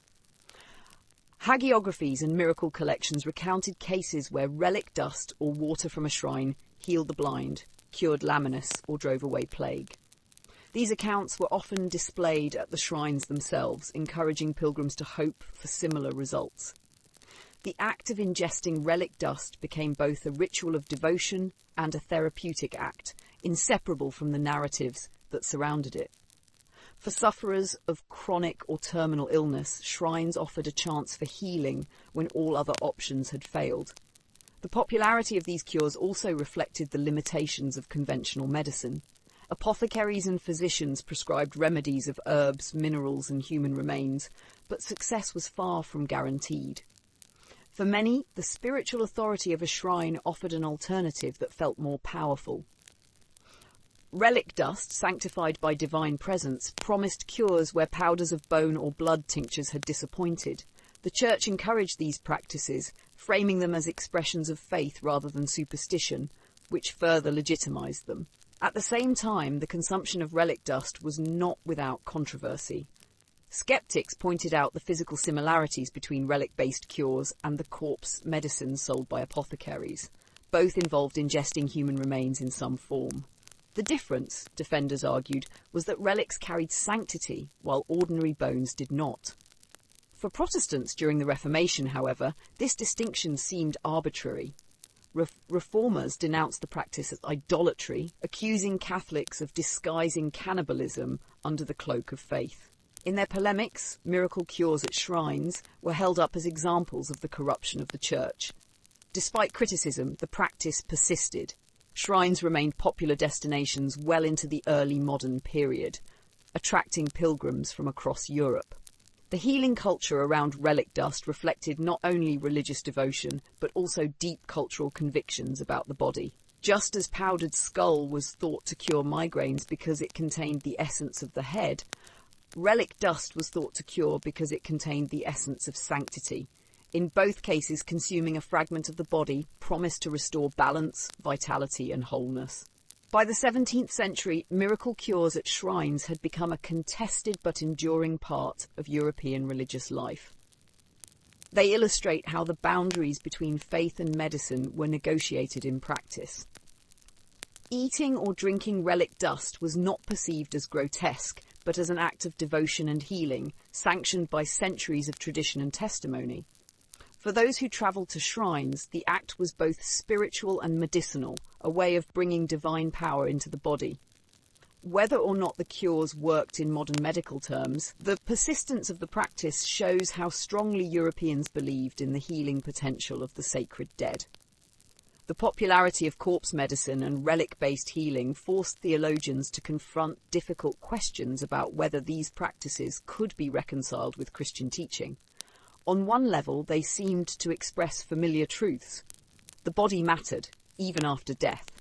Contact with flesh and bone could transmit grace or healing, and consumption of sacred substances could strengthen believers. Yet at the same time, corpse remedies blurred the line between reverence for God's creation and practices that looked suspiciously like cannibalism or pagan superstition. The debates that followed reveal how Christianity struggled to draw clear boundaries around the acceptable use of the body. Church leaders first had to distinguish between relics and secular corpse cures. Relics, as fragments of saints' bodies, were considered vessels of divine power and thus legitimate objects of veneration and healing. Secular corpse remedies, by contrast, involved the remains of criminals or ordinary people and were justified through natural rather than supernatural reasoning. For some theologians, the difference was crucial. Relics operated through God's intervention, while apothecary cures relied on human ingenuity. To conflate the two, they argued, risked undermining the sanctity of relics and reducing them to mere tools of medicine. Others, however, saw little distinction. Protestant reformers in particular argued that both practices amounted to the same thing, the consumption of human remains under different guises. They accused Catholics of dressing corpse medicine in religious language while tolerating in shrines what they condemned in apothecaries. For Lutherans and Calvinists, the ingestion of relic dust was indistinguishable from drinking blood at an execution. Both examples of misguided attempts to harness power from the dead. In their view, such acts violated biblical prohibitions against consuming blood and desecrated the uniqueness of Christ's sacrifice. Catholic theologians responded by emphasizing the symbolic and spiritual dimension of relics. They argued that while corpse medicine sought physical cures through natural means, relics conveyed divine grace. The Eucharist provided a model. Bread and wine became the body and blood of Christ, not through natural transformation, but through divine action. Similarly, relics were effective not because of any inherent property of bones or dust, but because God chose to act through them. This distinction was meant to preserve the legitimacy of relic veneration while distancing it from the more troubling aspects of corpse medicine. Still, the overlap remained difficult to deny. Both practices involved ingesting or applying human remains with the expectation of healing. For many observers, the similarities undermined attempts at clear separation. Theological critics within Catholicism, too, worried about the implications. If God alone sanctified relics, how could one be sure that any given bone fragment was truly holy? If secular corpse medicine worked at all, did that not suggest that power resided in the body itself rather than in divine grace? These questions expose tensions within Christian understandings of the body, death, and the sources of healing. The debates also touched on broader moral concerns. Drinking blood or consuming bones evoked the very practices Christians associated with barbarism. From antiquity onward, Europeans accused pagans, witches, and foreign peoples of cannibalism, using the charge as proof of their savagery. The knowledge that Europeans themselves engaged in corpse medicine created an uncomfortable contradiction. Theologians sought to resolve this by drawing lines between sacred and profane, legitimate and illegitimate, but the boundaries were always porous. In practice, many believers moved between the two worlds, visiting shrines for relic cures while also purchasing skull tinctures from apothecaries. By the 17th century, these tensions contributed to growing skepticism about corpse medicine. The rise of new scientific approaches to medicine offered alternatives that did not rely on human remains, while religious reform movements cast doubt on practices that blurred the line between devotion and superstition. Yet even as debates intensified, corpse remedies persisted. Theological condemnation could not erase the lived experience of patients who believed they had been helped by such cures. For many, the need for relief outweighed abstract moral arguments. The debates over corpse medicine ultimately highlight how Christianity shaped, but did not fully resolve, attitudes toward the body. The Church struggled to balance its teachings on sanctity, resurrection, and the uniqueness of Christ's sacrifice with the widespread conviction that human remains could heal. The persistence of these remedies shows that theological boundaries were never absolute. They were negotiated in practice, contested in sermons, and debated in texts, but always adapted by patients and practitioners who sought healing wherever they could find it. While theologians debated whether corpse medicine contradicted Christian morality, the everyday reality of early modern Europe was that corpse remedies could be purchased as easily as any other drug. Apothecaries, the central institutions of medical supply, routinely stocked powders of bone, tinctures of skull, dried blood, and imported mummy flesh.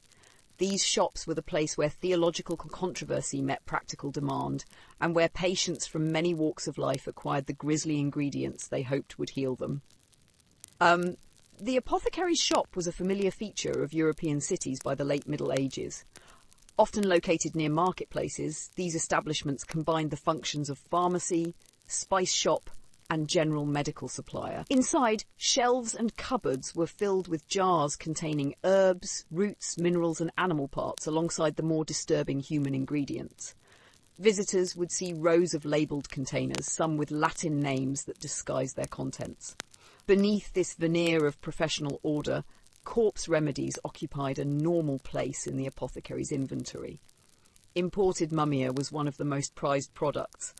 Apothecaries bought it through long-distance trade networks linking Europe to Egypt, often via Venice, Genoa, or Marseille. Sold in small amounts, it was ground to powder and packaged for wealthy customers who believed in its power against bleeding and poisoning. But local sources also supplied apothecaries with human material.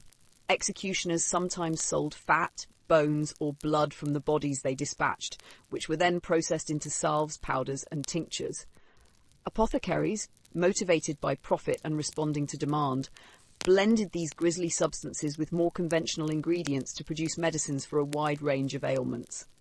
Patients did not usually purchase raw materials themselves. Instead, they received recipes or prescriptions from physicians who listed human ingredients alongside herbs and minerals without distinction. The apothecary then measured out the necessary quantities and prepared the remedy. Powdered skull might be mixed with wine for migraines, bone ash added to a tonic for weakness, or mummy flesh combined with myrrh and resin for internal injuries. These preparations were dispensed in small containers or bottles, much like any other medicine. To customers, the act of buying corpse remedies was no different from obtaining cinnamon, opium, or mercury, another substance within the accepted range of medical tools. The professionalization of apothecaries in the 16th and 17th centuries helped normalize the sale of corpse medicine. Guilds regulated the practice, ensuring that apothecaries followed established recipes and maintained standards of measurement and preparation. Manuals and pharmacopoeias listed human substances among standard ingredients, further embedding them into medical culture. By appearing in authoritative texts and being sold in regulated shops, corpse remedies were granted legitimacy that countered accusations of superstition. Even critics who denounced their use could not deny that they were part of the professional medical world. At the same time, the presence of corpse remedies in apothecaries did not erase unease. Customers knew what they were buying, and some preferred discretion. Apothecaries sometimes labelled jars with vague terms to avoid scandal or to reassure more hesitant buyers.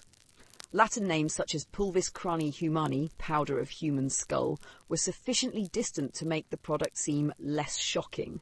In some cases, apothecaries even substituted animal materials for human ones when customers balked, though the symbolic power of human remains remained central to their reputation.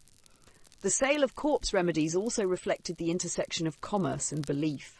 Apothecaries were motivated by profit, and corpse ingredients, often expensive, were lucrative commodities. Patients, meanwhile, were motivated by desperation, willing to pay high prices for substances that promised cures unavailable elsewhere. The apothecary thus became a site where medical theory, religious debate, and economic calculation converged. Even as theologians argued about morality, customers continued to step into shops, hand over money, and leave with jars or bottles containing human remains. By the 17th century, apothecaries of major European cities carried a wide range of corpse remedies. Their shops connected local execution grounds and distant Egyptian tombs with the everyday medical needs of patients. They reveal how deeply corpse medicine was woven into the fabric of early modern healthcare.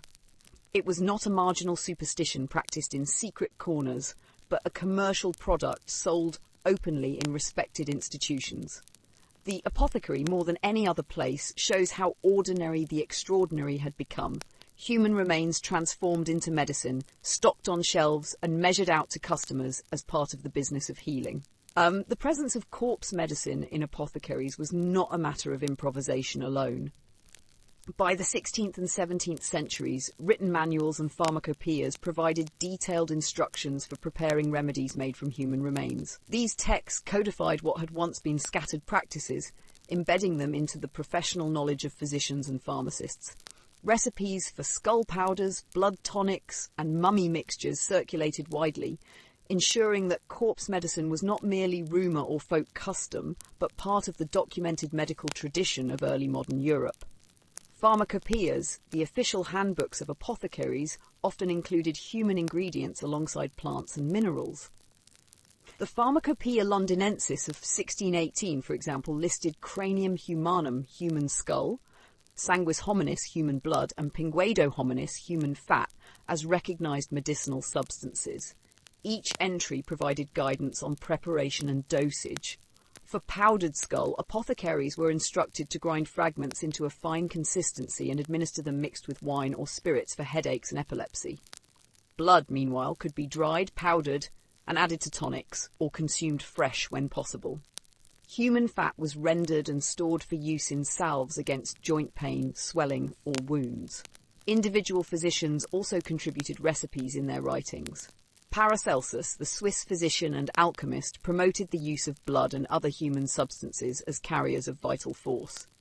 He suggested that human remains contained life essence that could be unlocked through chemical preparation. His followers expanded on these ideas, recording elaborate recipes for tinctures that combined human blood with alcohol, herbs, and minerals. These mixtures were believed to concentrate the body's vitality into a form that could be easily ingested. Other texts reveal simpler, more direct instructions. A recipe recorded in 17th century Germany advised collecting blood from a freshly executed man, stirring it while still warm to prevent clotting, and drinking it immediately for relief of seizures. Another recommended drying blood, grinding it into powder, and mixing it with honey to create lozenges for weak or fainting patients.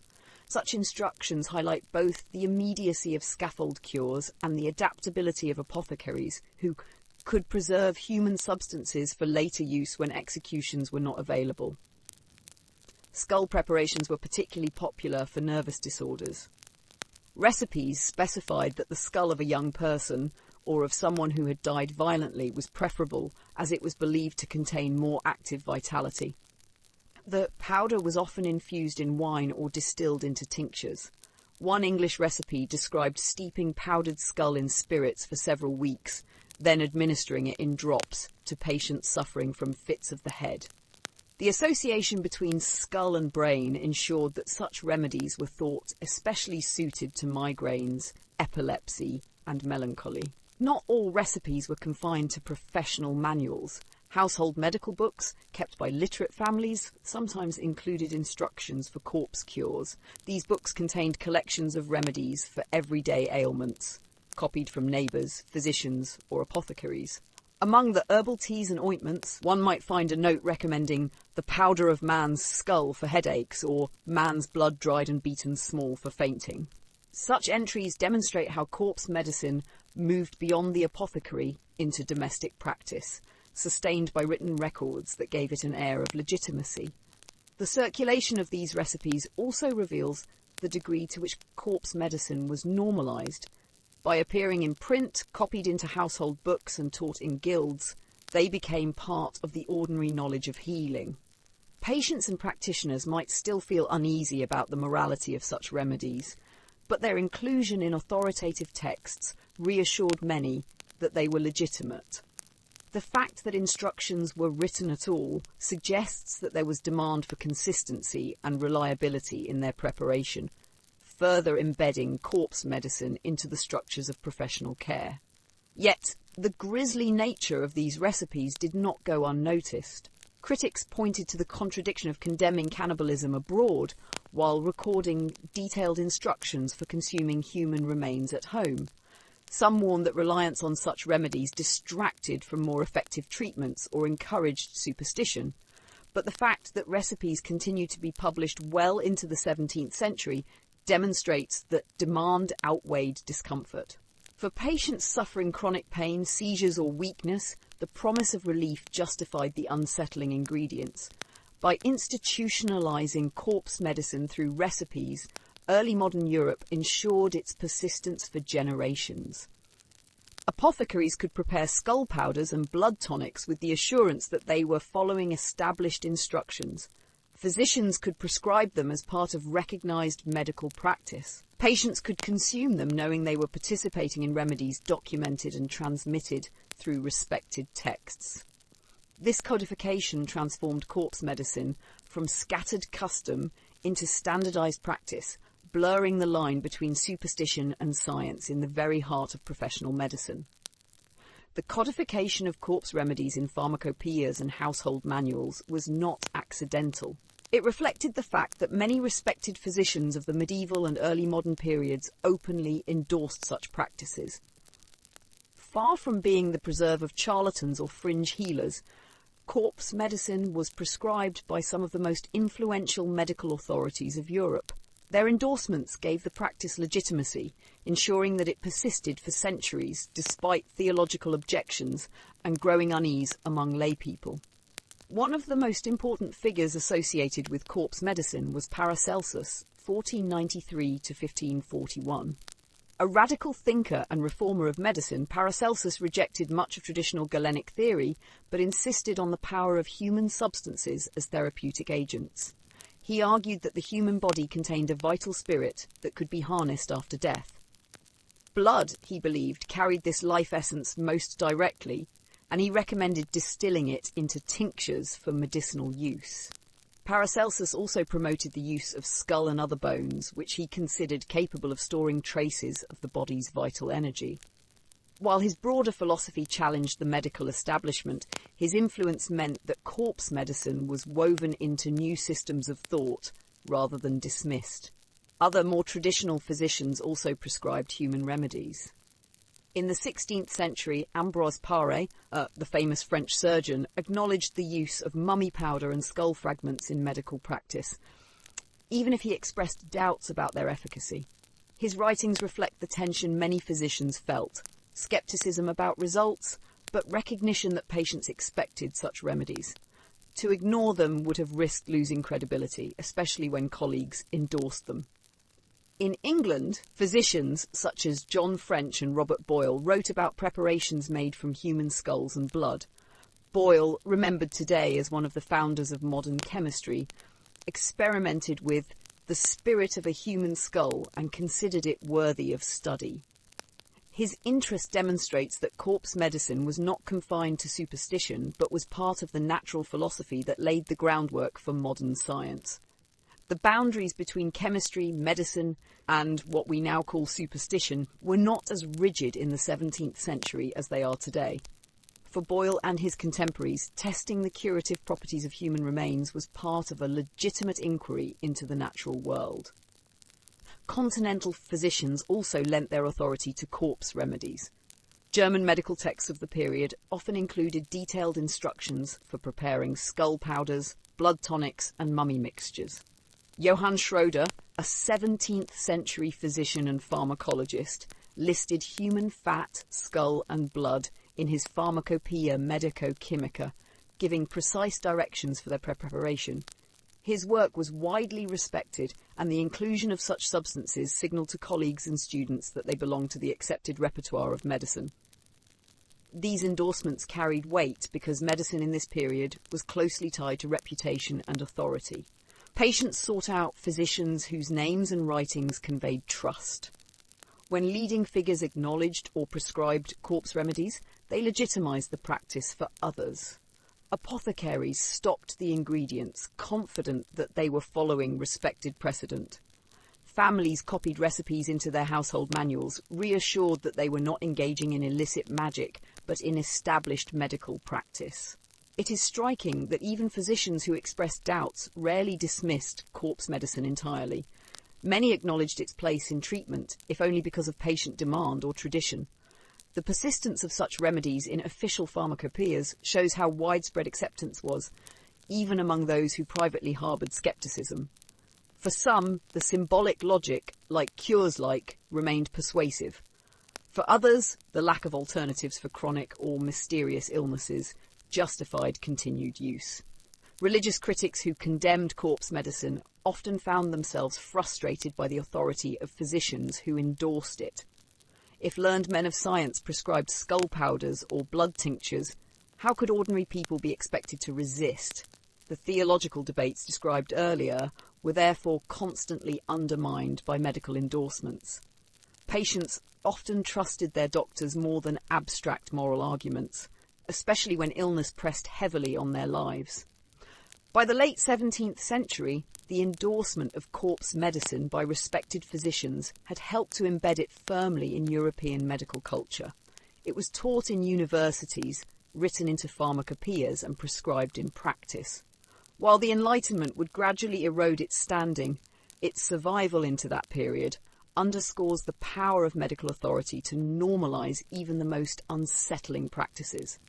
Doctors who endorsed corpse remedies ensured that they were not marginal curiosities, but mainstream treatments, part of the ordinary business of healing in early modern Europe.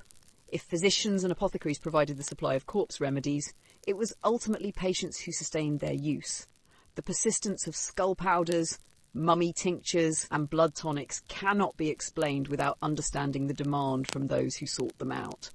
For patients in medieval and early modern Europe, the appeal of corpse medicine lay not only in medical theory, but also in lived experience, cultural symbolism, and the desperation that accompanied illness in a world with limited effective treatments. Sickness was a constant feature of life. Chronic pain, seizures, fevers, and wounds threatened all levels of society, and few remedies offered reliable relief. Conventional treatments based on herbs, minerals, and diet were often inconsistent. In this context, remedies made from human remains carried a special promise. They were believed to contain vitality itself, the strength of bones, the life force of blood, or the enduring preservation of mummified flesh. Patients, faced with the uncertainty of survival, clung to any remedy that seemed to offer a direct transfer of health from one body to another.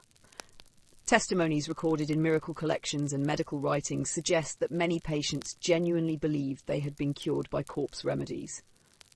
Epileptics who drank blood at executions often reported temporary improvement, or at least fewer seizures. Those suffering from chronic headaches swore by powdered skull. Patients with wounds or internal bleeding turned to mummy powder, convinced that its preservative qualities could halt decay within their own bodies. Whether these effects were real or placebo is difficult to determine, but for the patients, the perception of improvement reinforced their faith in the practice. The social authority of physicians and apothecaries also shaped patient belief. When remedies were prescribed by respected doctors or sold openly in professional shops, patients were reassured that they were not engaging in superstition but in legitimate medicine. The appearance of human ingredients in official pharmacopoeias further reinforced this trust. To swallow a tincture of skull or sprinkle mummy powder into wine felt no different from taking a herbal remedy because both came from the same authoritative sources. In this sense, belief was not irrational but consistent with the medical culture of the time. Religious symbolism also sustained demand. The idea that the body could transmit power after death was already familiar from the veneration of relics. Pilgrims consumed water that had touched saints' bones or dust scraped from reliquaries, believing in their curative power. When ordinary bones or skull fragments were prescribed as medicine, patients could easily interpret them through the same symbolic lens. The blurred boundary between relic veneration and corpse remedies made it easier for patients to accept the latter as part of a continuum of healing practices. Desperation played an equally important role.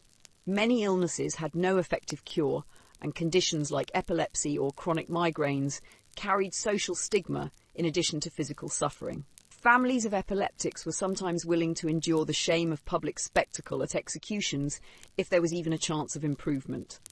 Wealthier patients paid high prices for imported mummy powder because they feared poisoning or wasting diseases. The high demand, despite cost and controversy, reveals how much people were willing to risk when confronted with pain, disability, or the threat of death. Belief was also sustained by the culture of storytelling.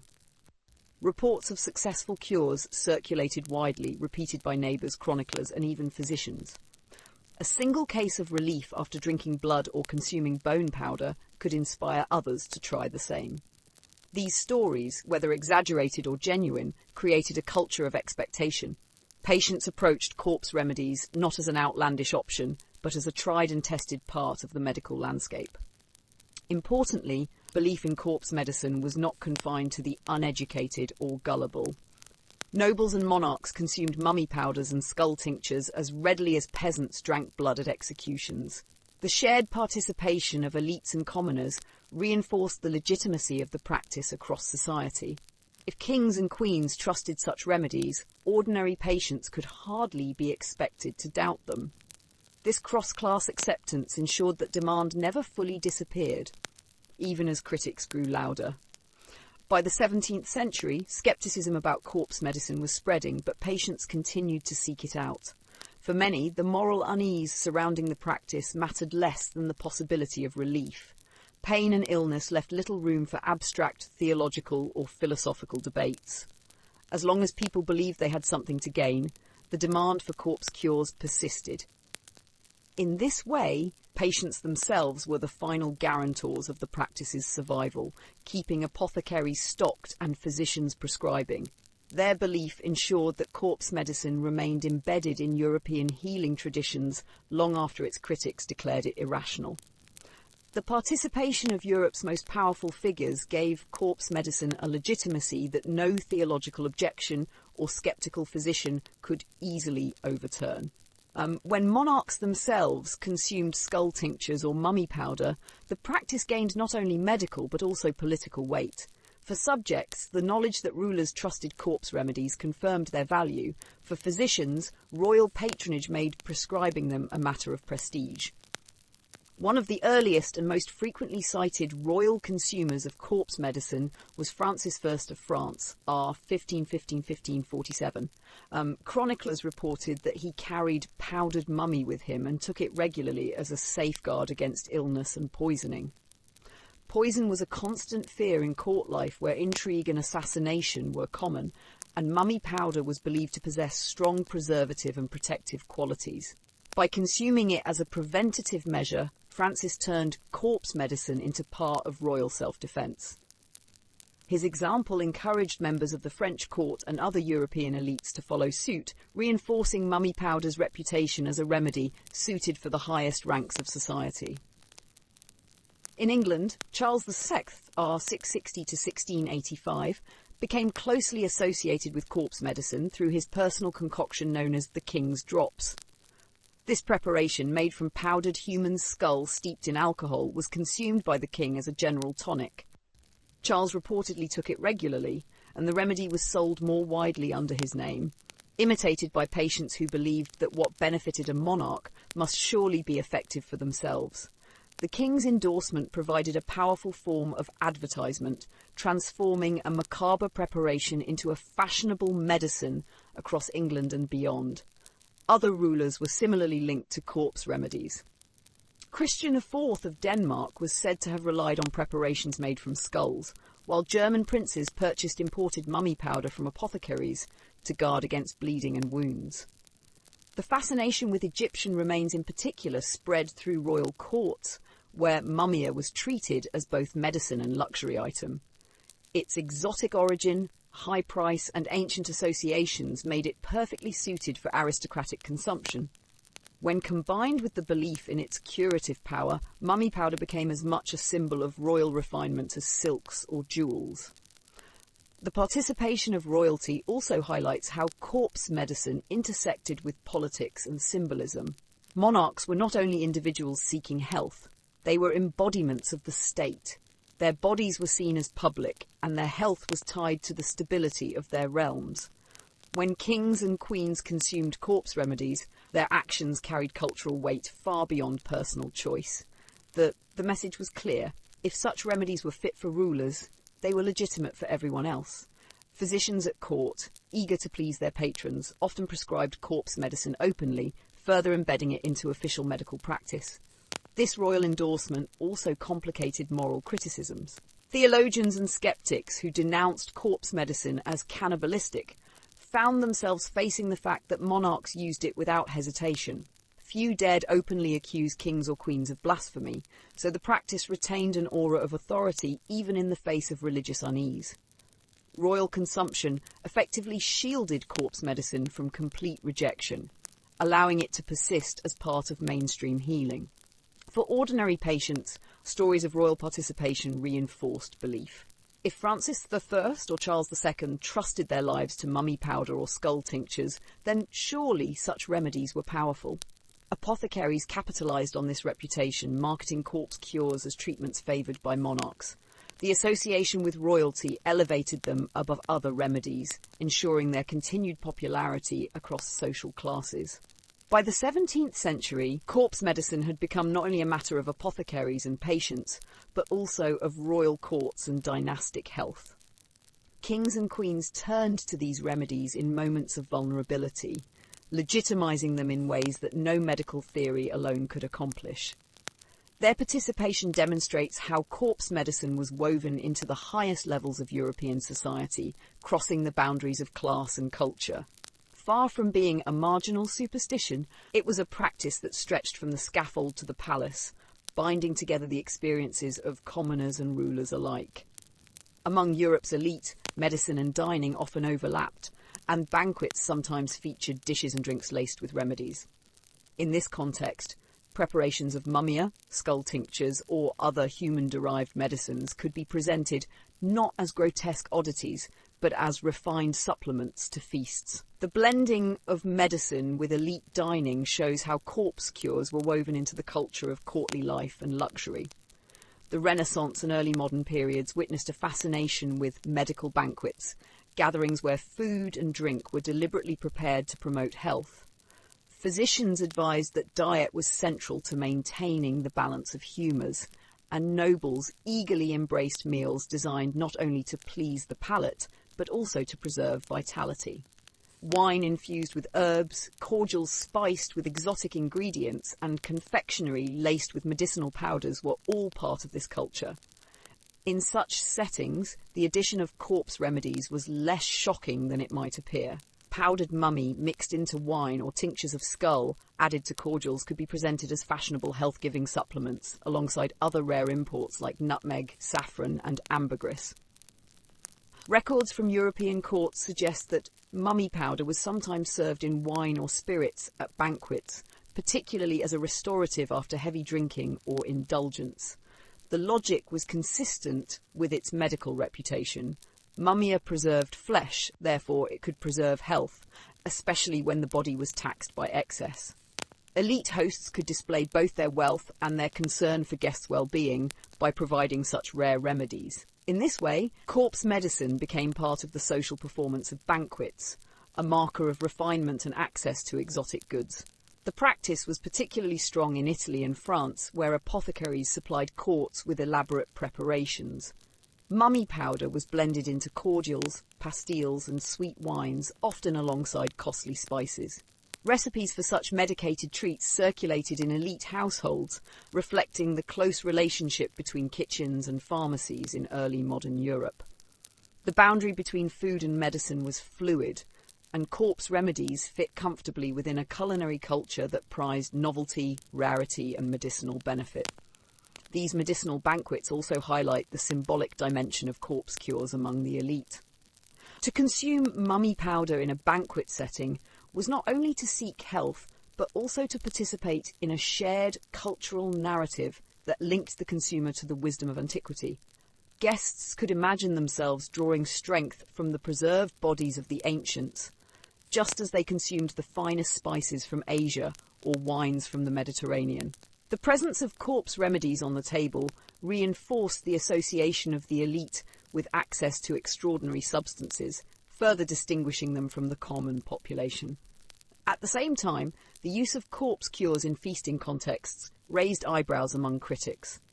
Religious observers warned that consuming human remains as part of social gatherings trivialized death and blurred the line between medicine and indulgence. Satirists and moralists mocked the practice, portraying nobles as so decadent that they dined on the dead.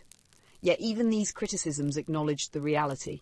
Corpse medicine was not confined to apothecaries and private chambers, but entered the very heart of elite sociability. The mingling of corpse remedies with banquets also reflected broader European attitudes toward luxury and consumption. For nobles and monarchs, the ability to obtain rare substances was a display of power. Just as jewels, silks, and elaborate dishes signalled wealth, so too did rare medicines. Mummia, imported at great expense from Egypt, was especially suited for this role. When incorporated into elite banquets, it became both a medicine and a symbol of global trade and aristocratic privilege. By the 17th century, the fashion for medicinal banquets had spread across Europe, and corpse remedies remained part of the repertoire. They demonstrate how deeply embedded these practices were in elite culture. Far from being confined to desperate patients at execution scaffolds, corpse cures appeared at the gilded tables of kings and nobles, woven into the rituals of sociability and luxury. In both settings, the underlying logic was the same. The human body, preserved or powdered, could transfer vitality to the living. Whether consumed in secrecy by the sick or openly in banquets by the powerful, corpse medicine endured because patients and patrons alike believed in its promise. The presence of corpse remedies at elite banquets reveals a broader truth about how they were perceived in early modern Europe. They were not merely medicines but luxury items. Their expense, rarity, and exotic associations made them markers of high social status. For nobles and monarchs, the use of corpse cures was as much about signalling refinement and privilege as it was about healing. To consume mummy powder, skull tincture, or blood tonic was to demonstrate access to substances unavailable to ordinary people, a form of deathly luxury that defined elite culture. The cost of corpse remedies was one of the main reasons they carried elite status. Imported mummia, looted from Egyptian tombs and transported through Venetian and Genoese networks, was particularly expensive. The difficulty of obtaining authentic material, combined with its fashionable reputation, ensured high prices. Apothecaries often sold mummy powder by the ounce, making it accessible primarily to wealthy customers. Even when counterfeit products flooded the market, the aura of rarity persisted. To own and consume mummy powder became a way of displaying wealth in the same manner as owning silk or spices. This association between corpse medicine and high-class culture was reinforced by its exotic origins. Europe's fascination with Egypt cast mummia as a substance linked to ancient wisdom and mystery. Consuming it signalled not only wealth but also participation in a tradition connected to antiquity. For nobles, the act of swallowing a dose of mummy powder was imbued with the idea of drawing strength from civilizations regarded as advanced and enduring.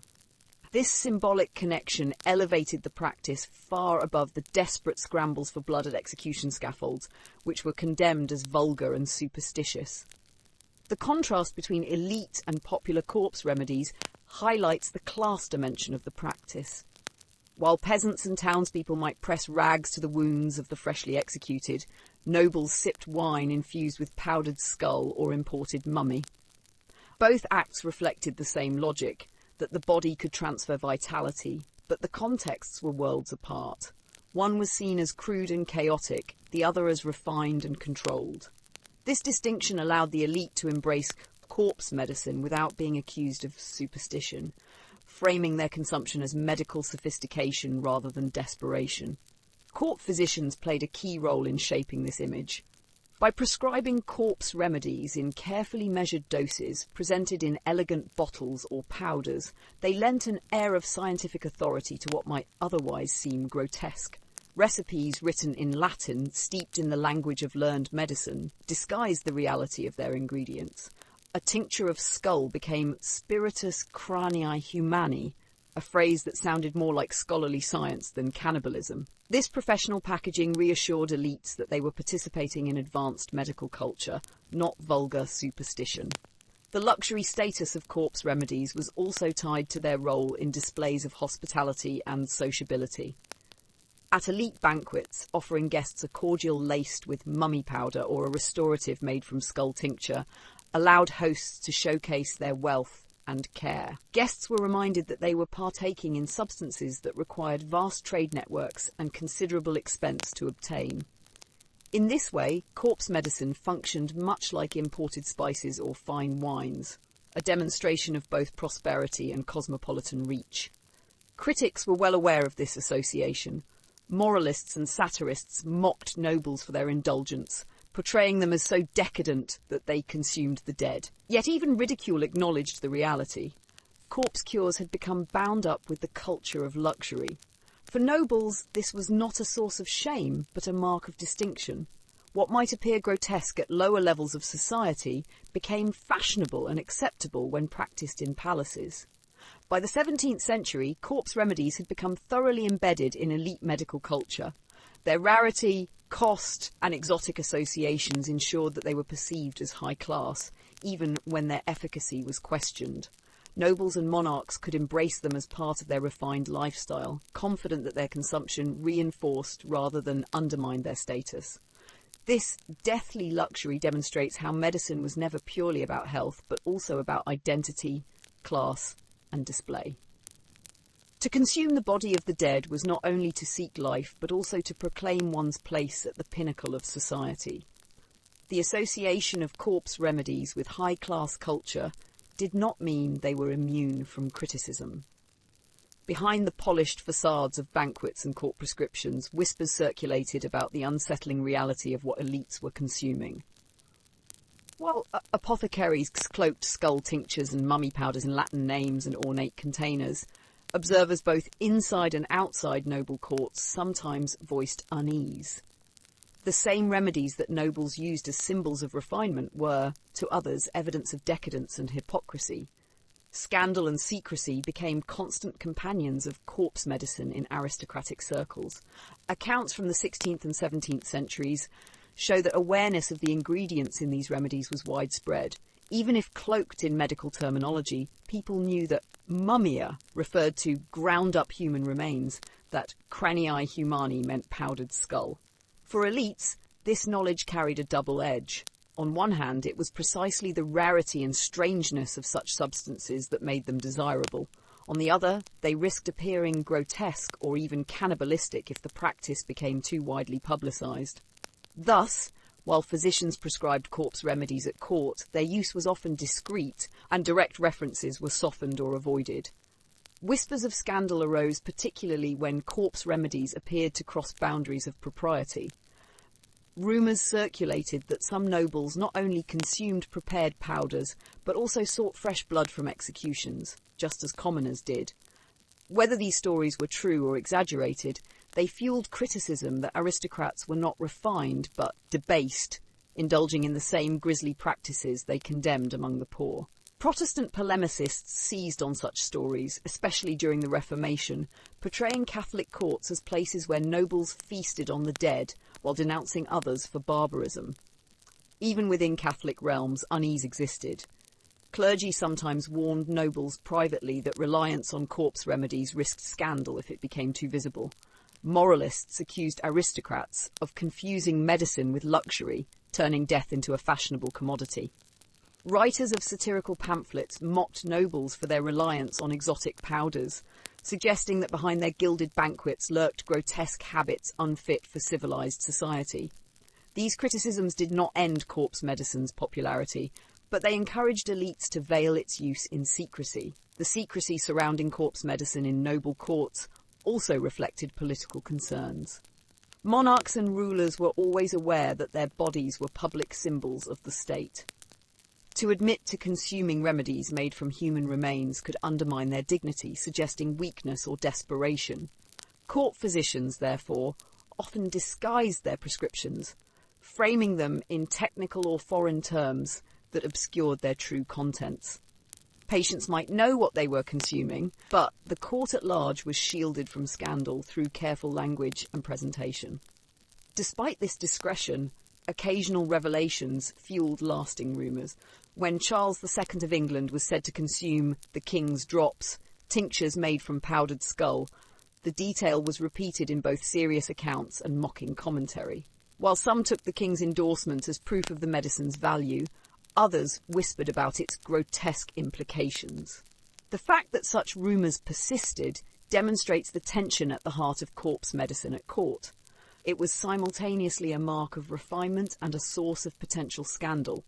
The secrecy was further complicated by the blurred line between medicine and luxury.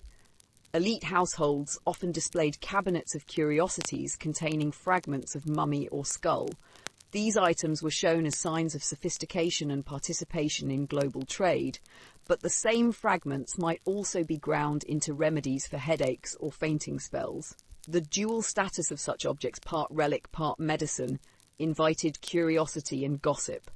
Guests might admire them in public, then whisper privately about the unsettling reality of consuming the dead. By the 17th century, the tension between refinement and scandal had become entrenched. Corpse remedies continued to circulate in noble courts, but their use was increasingly veiled in secrecy. Physicians framed prescriptions in ways that minimized public knowledge, and nobles took them quietly, avoiding open discussion. Yet the whispers never ceased. For critics, corpse medicine was proof of aristocratic corruption. For nobles, secrecy was the price of continuing a practice they considered both effective and prestigious. The persistence of these rumours illustrates how corpse medicine was never entirely normalised, even among its most enthusiastic consumers. Its presence at court was always shadowed by unease, a reminder that death and medicine were never far from scandal. The elite may have considered corpse remedies a mark of luxury, but they could never fully escape the whispers that painted them as cannibals in velvet robes. The whispers of scandal in noble courts were not the only challenges corpse medicine faced. From the late 16th century onward, more and more voices began to question whether the consumption of human remains was morally acceptable, scientifically effective, or even safe. These early critics did not immediately end the practice. Corpse medicine remained popular for decades, but their objections laid the groundwork for its eventual decline. Their writings reveal a growing discomfort with the idea of turning human bodies into medicine, and they reflect broader changes in European attitudes towards science, morality, and cultural identity. One of the earliest and most influential critics was the French physician Guy de la Fontaine, who travelled in the 1560s to Egypt and investigated the trade in mummies. He discovered that many of the so-called ancient mummies being exported to Europe were fraudulent, made by embalming recently deceased bodies in resin and selling them as genuine antiquities. La Fontaine warned that the market was rife with deception and that Europeans were often consuming counterfeit material. His exposure of fraud did not end the trade, but it cast doubt on the authenticity of a substance that elites prized as both exotic and ancient. Other physicians criticised corpse medicine on scientific grounds. Some argued that the supposed benefits of remedies like powdered skull or mummy powder were exaggerated, noting that patients often experienced no improvement. They pointed out that much of the belief in these substances came from tradition, symbolism, or anecdotal testimony rather than systematic observation. As new scientific methods of experimentation began to emerge in the 17th century, critics increasingly demanded evidence rather than relying on the authority of past writers. This shift reflected the broader intellectual climate of the scientific revolution, which emphasized empirical proof over inherited wisdom. Moral concerns also drove criticism. Religious leaders, both Catholic and Protestant, warned that consuming human remains was too close to cannibalism to be acceptable. They argued that God had created plants and animals for human use, but had not intended the human body itself to be consumed.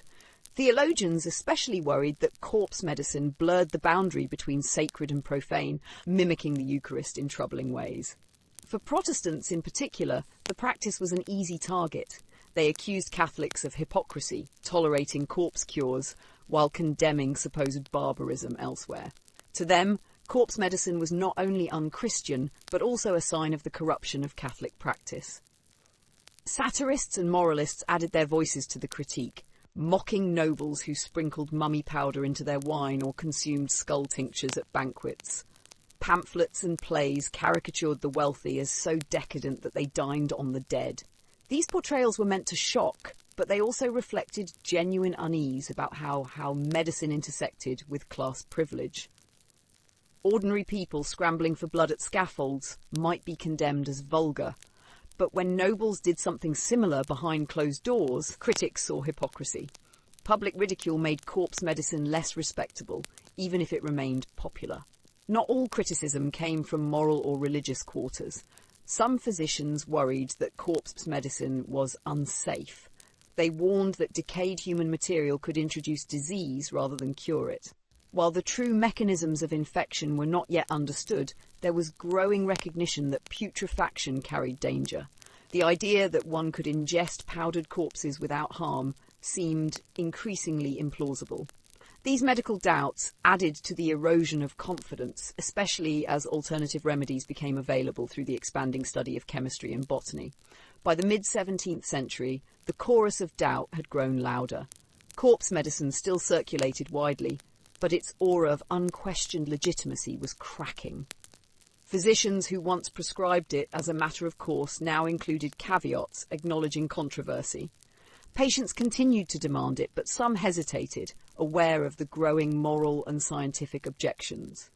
What had once been normalised began to carry the taint of suspicion. The early critics did not end corpse medicine, but they planted the seeds of its decline.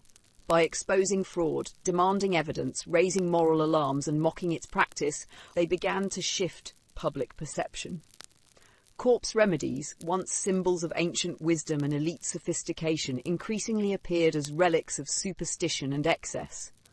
These voices of doubt marked the beginning of the transition from acceptance to rejection, setting the stage for the cannibal panics and denunciations that would dominate the 18th century. As critics of corpse medicine gained traction in the 17th century, one of the most powerful charges they raised was that of cannibalism.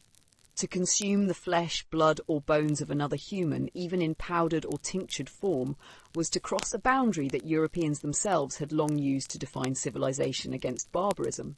For centuries, accusations of cannibalism had been directed outward, against pagans, witches or non-European peoples. When Europeans themselves relied on corpse remedies, the uncomfortable resemblance did not go unnoticed. The result was a growing fear that corpse medicine undermined the very distinction between the civilized and the savage. The accusations struck at a cultural nerve. Cannibalism had long been portrayed as the ultimate marker of moral depravity, a practice that separated civilized Christians from those deemed uncivilized. Reports from the New World in the 16th century, describing alleged cannibal practices among indigenous peoples, reinforced perception and provided Europeans with a sense of moral superiority. Yet in the same period, apothecaries across Europe were openly selling mummy powder and skull tinctures, while crowds at executions scrambled for fresh blood. Critics seized on the contradiction. How could Europeans denounce cannibalism abroad while quietly practicing it at home in the name of medicine? Reformers made particular use of this charge. Protestant polemicists accused Catholic reliance on relic cures and corpse remedies of being cannibalistic at its core. To them, the ingestion of relic dust or mummy powder blurred into the same savagery Europeans claimed to despise. For Protestants, corpse medicine became a symbol of Catholic corruption, proof that the Church had descended into superstition and barbarity. These accusations were not merely theological, but cultural, designed to shame Catholics by associating them with the very practices they denounced. The charge of cannibalism was also used to critique the elite. Satirists mocked nobles who added mummy powder to their wine or consumed skull tinctures at banquets, portraying them as decadent figures who dined on the dead while preaching refinement.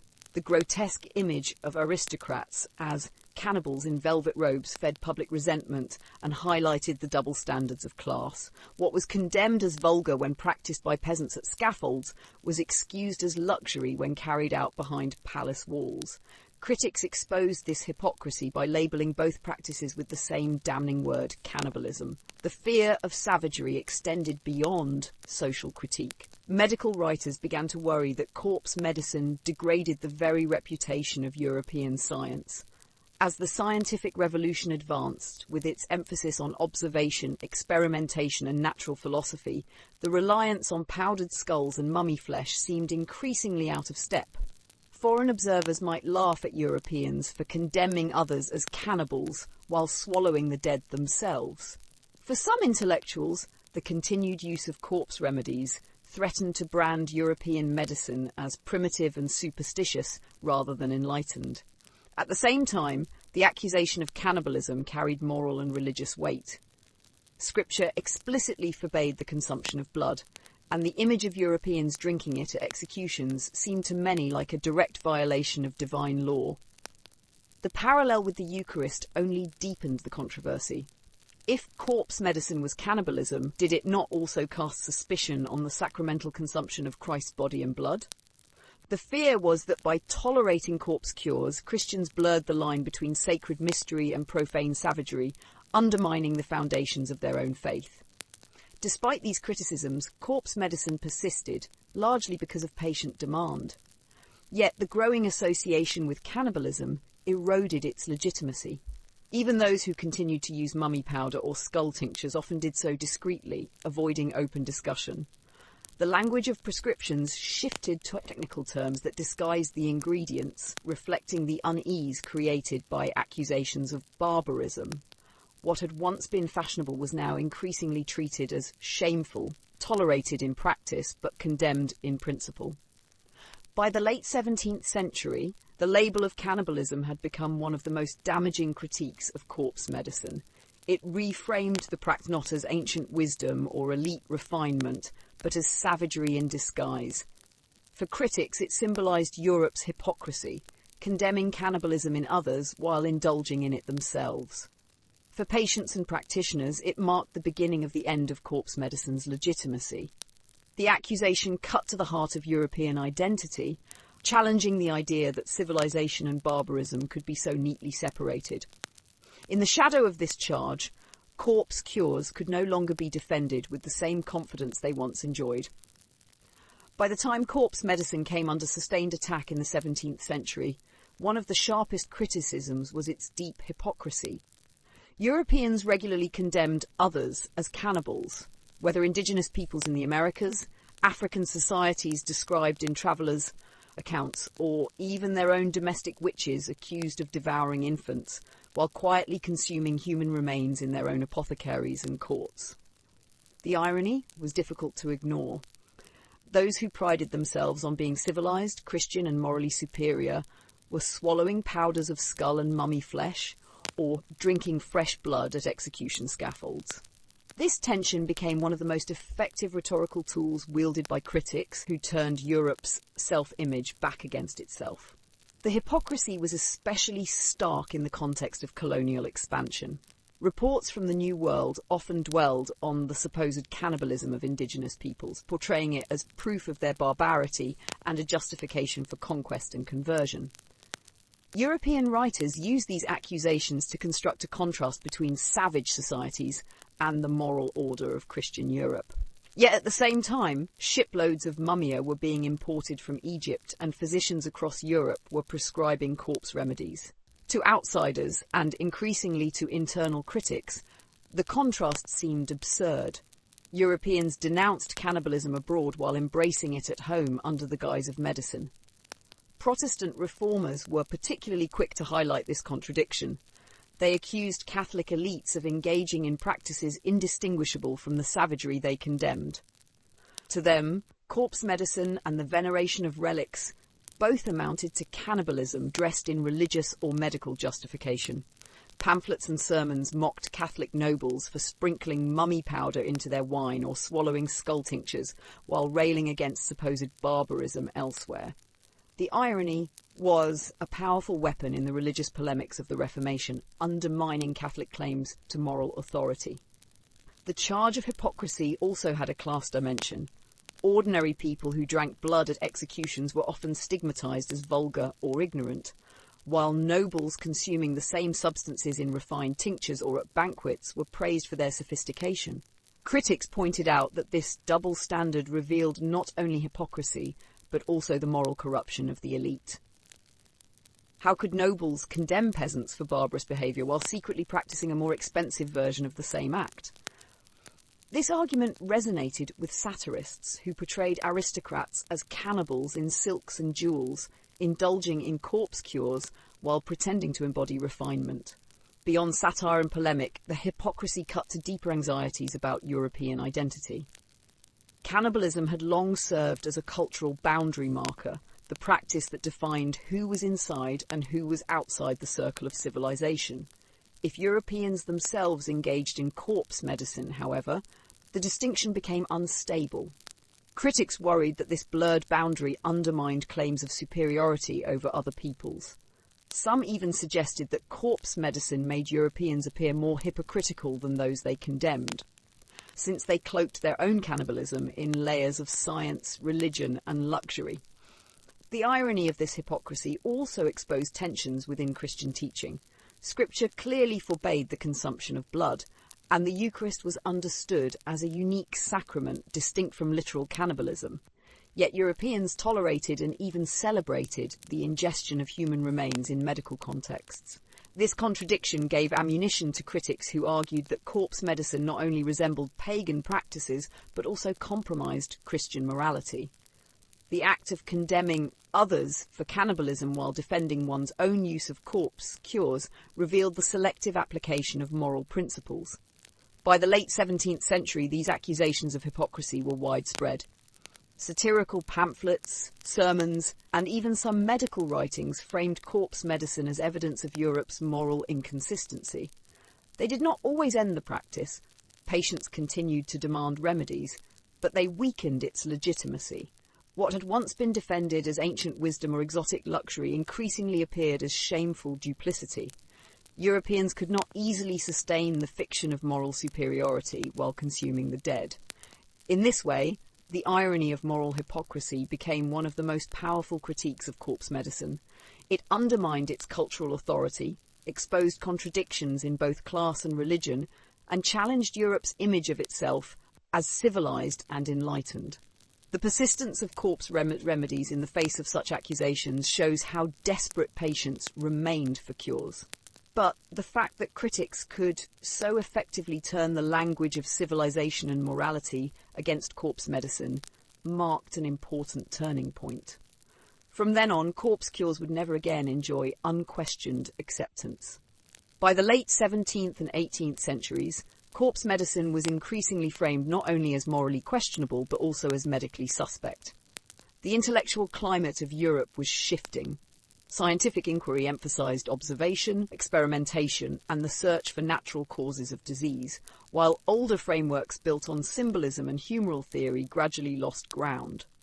As new ideas about contagion, cleanliness, and eventually microbes emerged, corpse remedies began to appear less like potent medicines and more like dangerous sources of corruption. The decline of corpse medicine was not immediate, but the rise of new theories of disease steadily undermined its foundations. For centuries, the logic of corpse medicine relied on the symbolic transfer of vitality. Blood was seen as carrying life, bones as storing strength, skulls as linked to thought, and mummy flesh as preserving the body from decay. These associations made sense within humoral medicine, where imbalances of qualities like hot, cold, dry, and wet were thought to cause illness. Consuming human remains seemed a way to restore those qualities through substances that embodied them. But as medicine moved away from humoral explanations and toward chemical and mechanical models of the body, such reasoning lost credibility. A key factor in this transition was the growing recognition of putrefaction as harmful. Even before the germ theory of disease was fully articulated, physicians and natural philosophers increasingly linked decay with illness. The smell of rotting matter was associated with miasmas, thought to cause disease, and cleanliness began to be emphasized as a safeguard to health. In this context, the idea of consuming dried blood, powdered bones, or decomposed mummy flesh became harder to justify. What once seemed like a source of vitality now looked like a source of corruption. Advances in chemistry also played a role. 17th century alchemists and natural philosophers, while still experimenting with corpse remedies, gradually shifted attention toward isolating active chemical principles in plants and minerals. Figures like Robert Boyle, who once tested skull tinctures, increasingly turned to chemical explanations for how substances worked in the body. By the 18th century, the search for active compounds like quinine from bark or laudanum from opium suggested that more effective remedies could be obtained without resorting to human remains. The professional prestige of chemistry helped redirect medicine away from the macabre reliance on the body itself. The rise of anatomy and pathology further changed perceptions. As physicians gained more systematic knowledge of the human body through dissection, they began to separate the study of structure from the use of remains as medicine. Corpses became objects of scientific investigation rather than sources of curative material. Anatomy theatres and medical schools transformed the meaning of the dead body, presenting it as a subject of knowledge rather than a reservoir of remedies. This intellectual reorientation diminished the plausibility of corpse medicine even before it was fully discredited. By the 19th century, the development of germ theory provided the decisive break. Pioneers like Louis Pasteur and Robert Koch demonstrated that microorganisms, not humoral imbalances or symbolic vitality, caused many diseases. This new understanding rendered corpse medicine not only irrelevant, but dangerous. Human remains, far from being a source of healing, were recognized as potential carriers of infection. The same substances that had once been prescribed as cures were reinterpreted as threats to public health. What critics had long suspected, that consuming the dead was both grotesque and harmful, was now supported by scientific explanation. The decline of corpse medicine was not simply the result of new knowledge, but also of changing cultural attitudes. Enlightenment ideals emphasized reason, progress, and cleanliness, rejecting practices that seemed tied to superstition or savagery. By the 19th century, Europeans increasingly associated cannibalism with colonial others, and the memory of corpse remedies became an embarrassment. What had once been practiced in noble courts and apothecaries was recast as a dark chapter in medical history, cited by reformers as evidence of how far medicine had advanced. Yet the persistence of corpse medicine into the 17th and even 18th centuries shows how deeply embedded it had been in European culture. Patients continued to demand skull powders and mummy tinctures long after critics declared them irrational. It took not only new theories of disease, but also a shift in social and moral sensibilities to finally end the practice. Once germ theory reframed corpses as vectors of disease rather than reservoirs of vitality, corpse medicine could no longer survive. The irony is that what once symbolized preservation and strength became redefined as decay and danger. The very substances that elites once consumed as high-class remedies were recast as evidence of ignorance and superstition.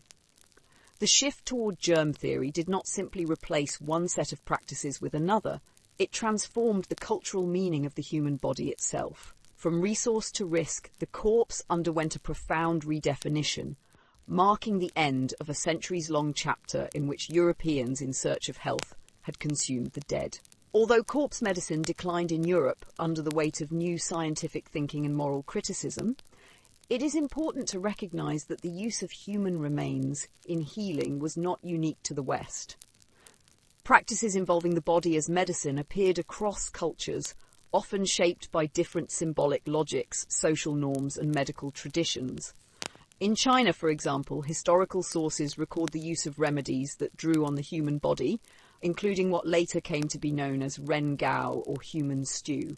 These practices highlight that the European corpse cure was part of a wider global history in which people sought vitality and healing in the remains of others. Chinese medical traditions were diverse and rich, with herbal pharmacology forming the core of treatment. Yet scattered references to human-derived medicines appear in classical texts. Flesh, bones, placenta, and other body parts were sometimes used in specific remedies, often in contexts of great desperation or in situations where symbolic power was thought to outweigh ordinary herbal treatments. The human stew described in certain Ming Dynasty records, for example, involved the preparation of flesh boiled into a medicinal broth. It was said to be used in extreme cases of illness, with the logic that the essence of human vitality could be transferred directly to the patient through ingestion. Accounts suggest that such remedies were rare and controversial, not everyday prescriptions.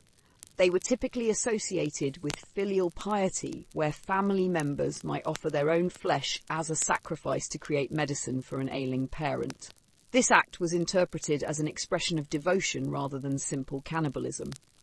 In Confucian moral frameworks, filial piety was one of the highest virtues, and the willingness to give of one's body for a parent's survival was framed as a supreme act of loyalty and love. The symbolic context thus gave practices like human stew a moral meaning that distinguished them from accusations of savagery or superstition. Chinese materia medica also included other human substances. Human bones, for instance, were sometimes ground and prescribed for certain ailments, while dried placenta was used in treatments for weakness or infertility. The logic, as in Europe, drew on principles of sympathy and transference. Substances taken from the human body carried qualities that could replenish or correct deficiencies in the patient. However, unlike in Europe, these remedies were not as central or widely codified. They existed on the margins of mainstream medical practice, but often appearing in case histories or anecdotal accounts rather than standard pharmacopoeias.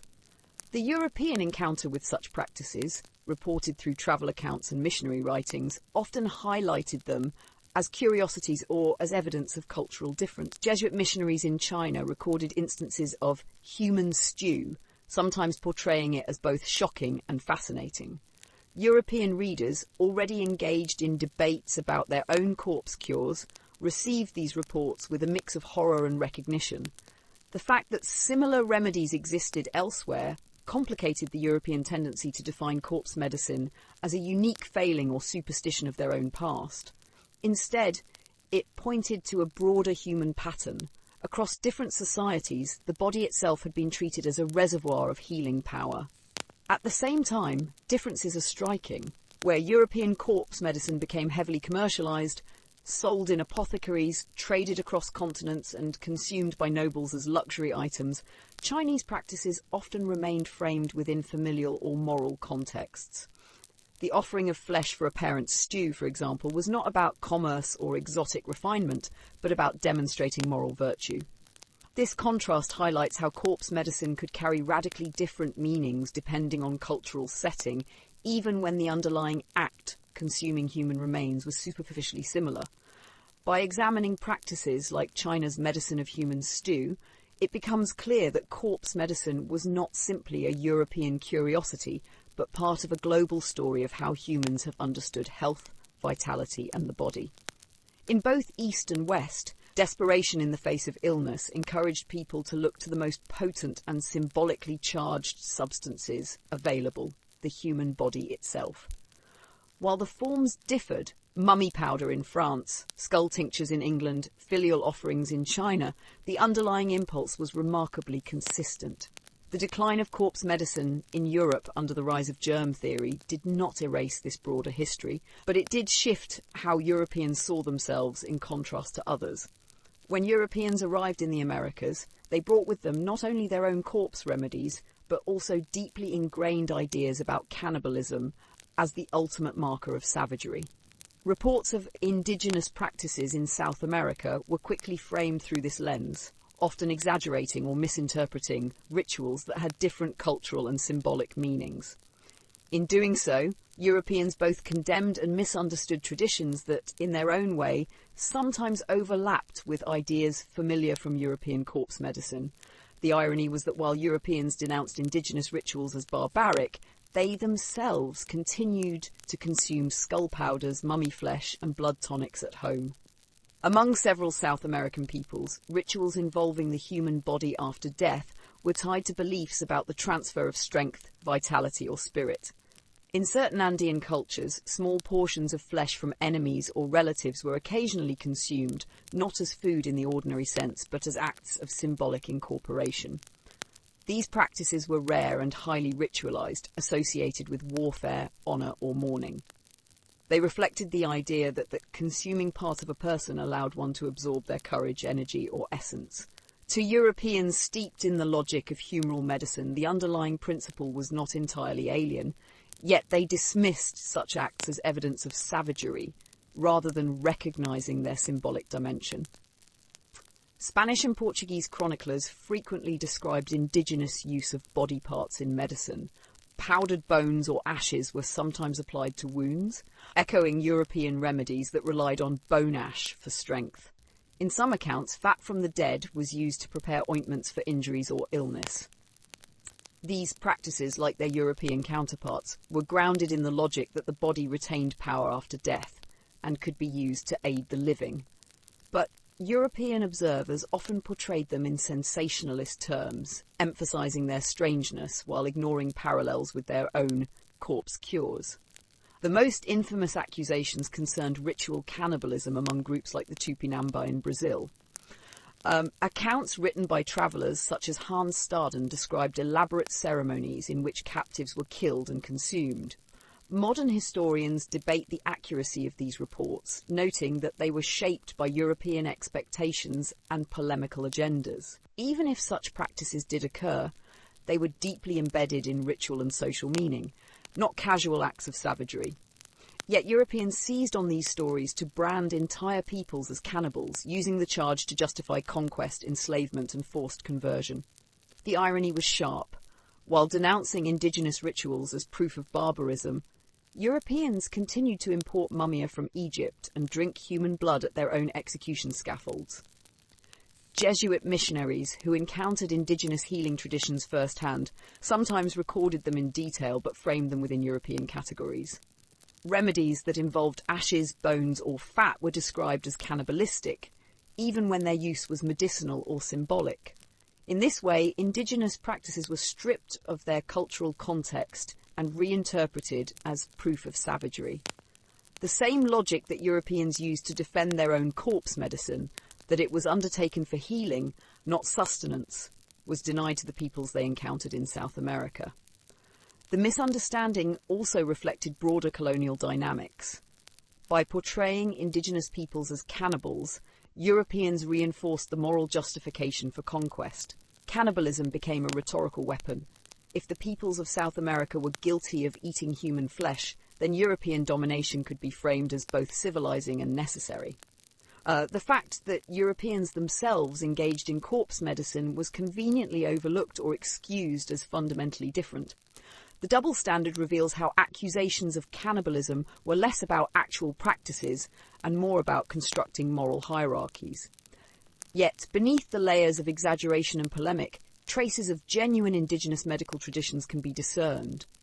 The use of bones, ashes, or fat as remedies reflected a worldview in which the body and spirit remained powerful after death. These practices were not so different in principle from European beliefs in the medicinal properties of skull or blood. What differed was the cultural framing. In South America, such acts were often tied to ritual, warfare, or kinship, while in Europe they were embedded in humoral theory and professional medicine. Both traditions reveal a shared human impulse to seek vitality in the most symbolically charged substance available, the human body itself. By the 17th century, European writings had fixed the image of South American peoples as cannibals, an image that persisted long after corpse medicine in Europe had declined. The irony was profound. The same Europeans who denounced indigenous practices as savage had themselves consumed human remains for centuries. In condemning others for cannibalism, they obscured the parallels between cultures and overlooked the common logic that linked corpse medicine across the globe. The European encounter with indigenous practices in the Americas did more than generate curiosity or revulsion. It became a central part of the narrative used to justify colonial conquest. By branding indigenous peoples as cannibals, European powers created a moral framework that cast themselves as agents of civilization, rescuing the world from savagery. The irony, of course, was that Europeans themselves consumed human remains in the form of corpse medicine, often in courts and apothecaries with no sense of shame. Yet this hypocrisy was rarely acknowledged. Instead, colonial writers used the idea of cannibalism as a rhetorical tool to reinforce domination and legitimize the expansion of empire. Travellers' accounts were central to this process. Reports from figures such as Hans Staden in Brazil, André Tevet in France, and later English and Dutch explorers described indigenous rituals involving the body in sensational terms. Even when these practices had ritual or symbolic meaning, such as the consumption of a defeated enemy to absorb their strength, they were reframed for European audiences as crude acts of savagery. Such stories were eagerly circulated in Europe, where they confirmed long-standing fears of cannibalism as the ultimate marker of barbarity. These accounts often ignored the ritualized or exceptional nature of such practices, presenting them instead as routine behavior. Colonial authorities seized on these depictions to justify conquest. If indigenous peoples were cannibals, then they were not only outside Christian civilization, but also incapable of governing themselves. Cannibalism became shorthand for moral corruption, providing a ready-made rationale for conquest, enslavement, and forced conversion. Spanish, Portuguese, and later English colonial administrators could portray their actions as necessary interventions to suppress barbarity. By contrast, their own reliance on corpse remedies was framed as medicine, not savagery. The same act, consuming human remains, was condemned in one context and normalized in another. The cannibal accusation also became a powerful weapon in intra-European rivalries. Protestant writers used it to attack Catholic colonizers, suggesting that Spanish brutality in the Americas was proof of their corruption. At the same time, Catholic chroniclers accused indigenous peoples of cannibalism to emphasize the civilizing mission of Catholic conquest.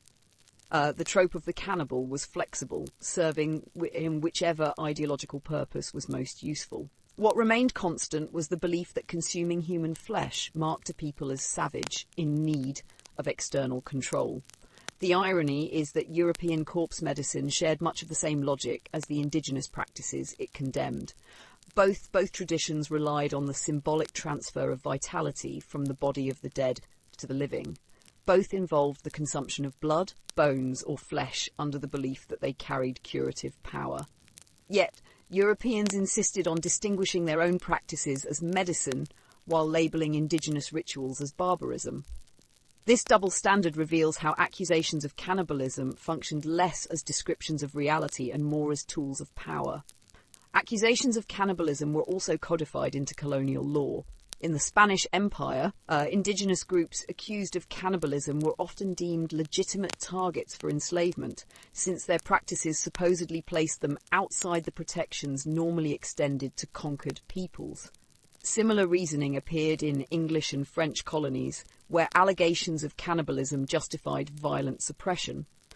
Whether or not such practices were widespread, the charge itself became a weapon of conquest, with devastating consequences for indigenous communities. The image of the cannibal persisted in European imagination long after corpse medicine began to decline at home. By the 18th century, Enlightenment writers used cannibalism as a foil for civilization, contrasting the supposed savagery of others with the rationality of Europe. Yet the persistence of corpse medicine into the 17th century meant that Europeans were not far removed from their own history of consuming the dead. The colonial narrative of cannibalism thus obscured a shared human tendency to see the body as a source of healing and power. By labelling others as cannibals, Europeans justified conquest, slavery and conversion while concealing their own reliance on corpse cures. The hypocrisy was profound but effective. The cannibal cure became not only a medical practice but also a rhetorical strategy, shaping how Europeans understood themselves and others in an age of expansion. In this way, corpse medicine left a footprint not only in apothecaries and courts, but also in the political and ideological foundations of empire.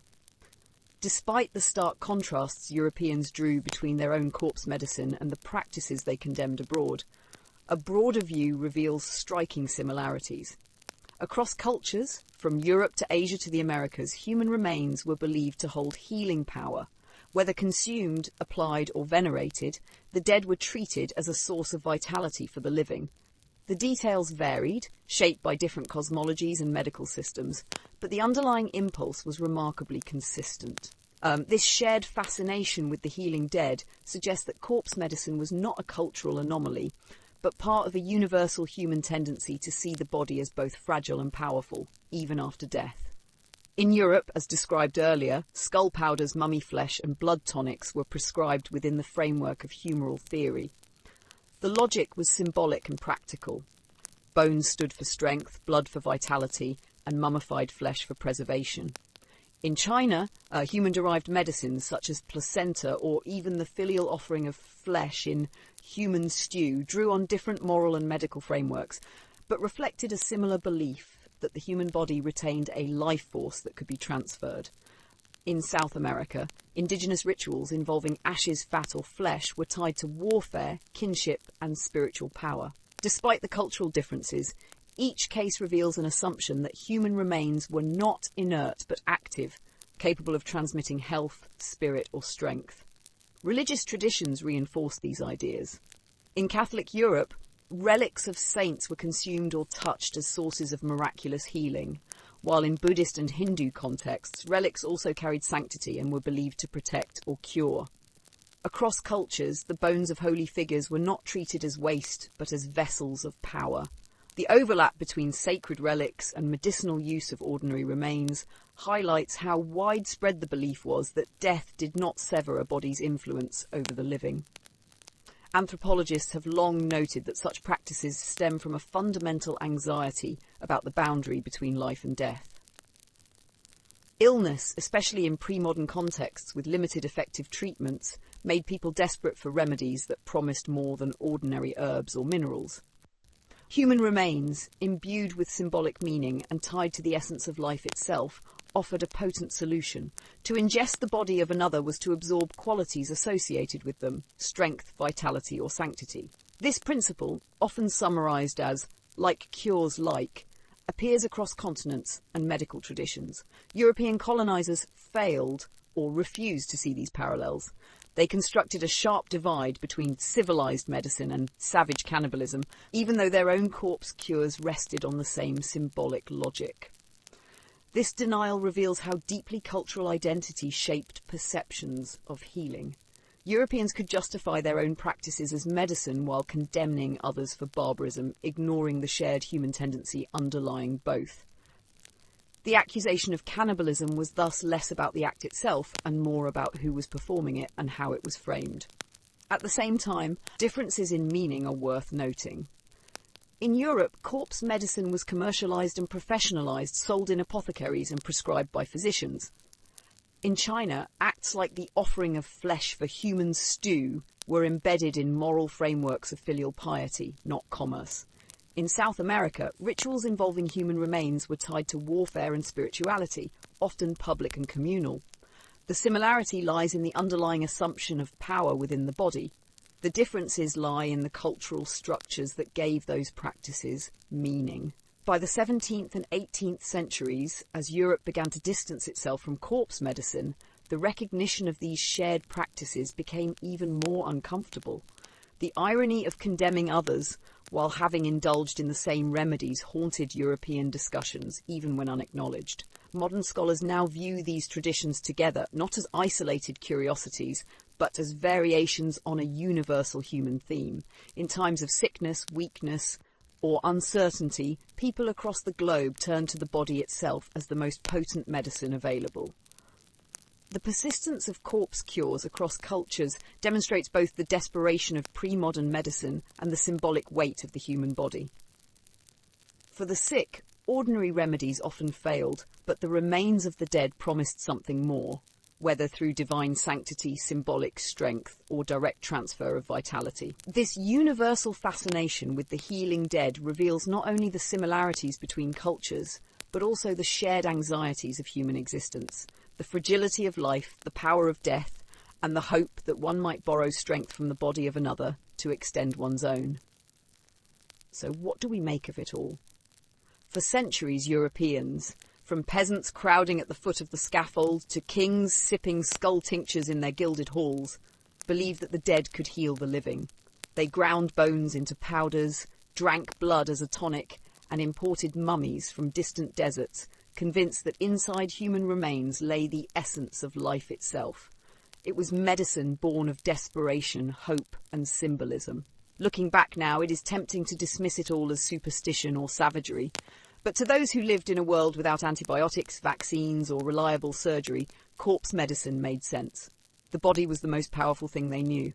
If herbs, minerals, or prayers failed, why not turn to the body itself, the vessel of life, strength, and spirit? From skull powders for migraines to relic dust swallowed at shrines, the same principle repeated. The dead could lend the living a little more time. Yet this story is also one of contradiction. Europeans condemned indigenous peoples and others as cannibals, branding them as barbaric while quietly swallowing corpse cures themselves.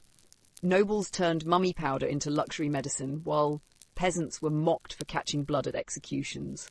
Religion both sanctified and condemned the practice, blessing relic cures while warning that corpse medicine blurred into cannibalism. The lines between faith, medicine, and hypocrisy were never clear, and in that uncertainty, corpse medicine thrived. The practice only began to fade when new ways of thinking reshaped medicine. The rise of anatomy and chemistry in the 17th century chipped away at the old symbolic logics. By the 19th century, germ theory transformed corpses from reservoirs of vitality into sources of danger. What once symbolized preservation became redefined as corruption. The apothecary's jars of skull and mummy gave way to laboratories, microscopes, and modern drugs, and corpse medicine slipped into the shadows, remembered less as healing than as a cautionary tale of how far people will go in the search for life. But perhaps it is too simple to laugh at the past. Corpse medicine tells us something enduring about humanity, that in the face of sickness, people reach for whatever hope is available. Whether framed as science, religion, or ritual, the impulse was the same, to fight mortality with the very substance of mortality itself. In that sense, corpse cures are not just about bones and blood, but about the deep human refusal to surrender to death. So tonight, as you let your eyes grow heavy, remember the strange journey we've taken through apothecaries lined with jars, scaffold crowds pressing forward with cups, courts where kings drank powdered skull, and shrines where pilgrims swallowed relic dust. These practices may be long gone, but their memory lingers, a reminder of how fragile life felt in the past and how creative and unsettling people could be in trying to preserve it.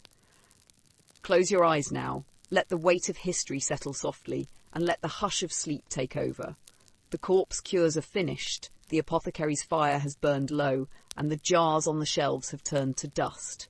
What remains is only the story, waiting quietly for the next time it's told. Good night.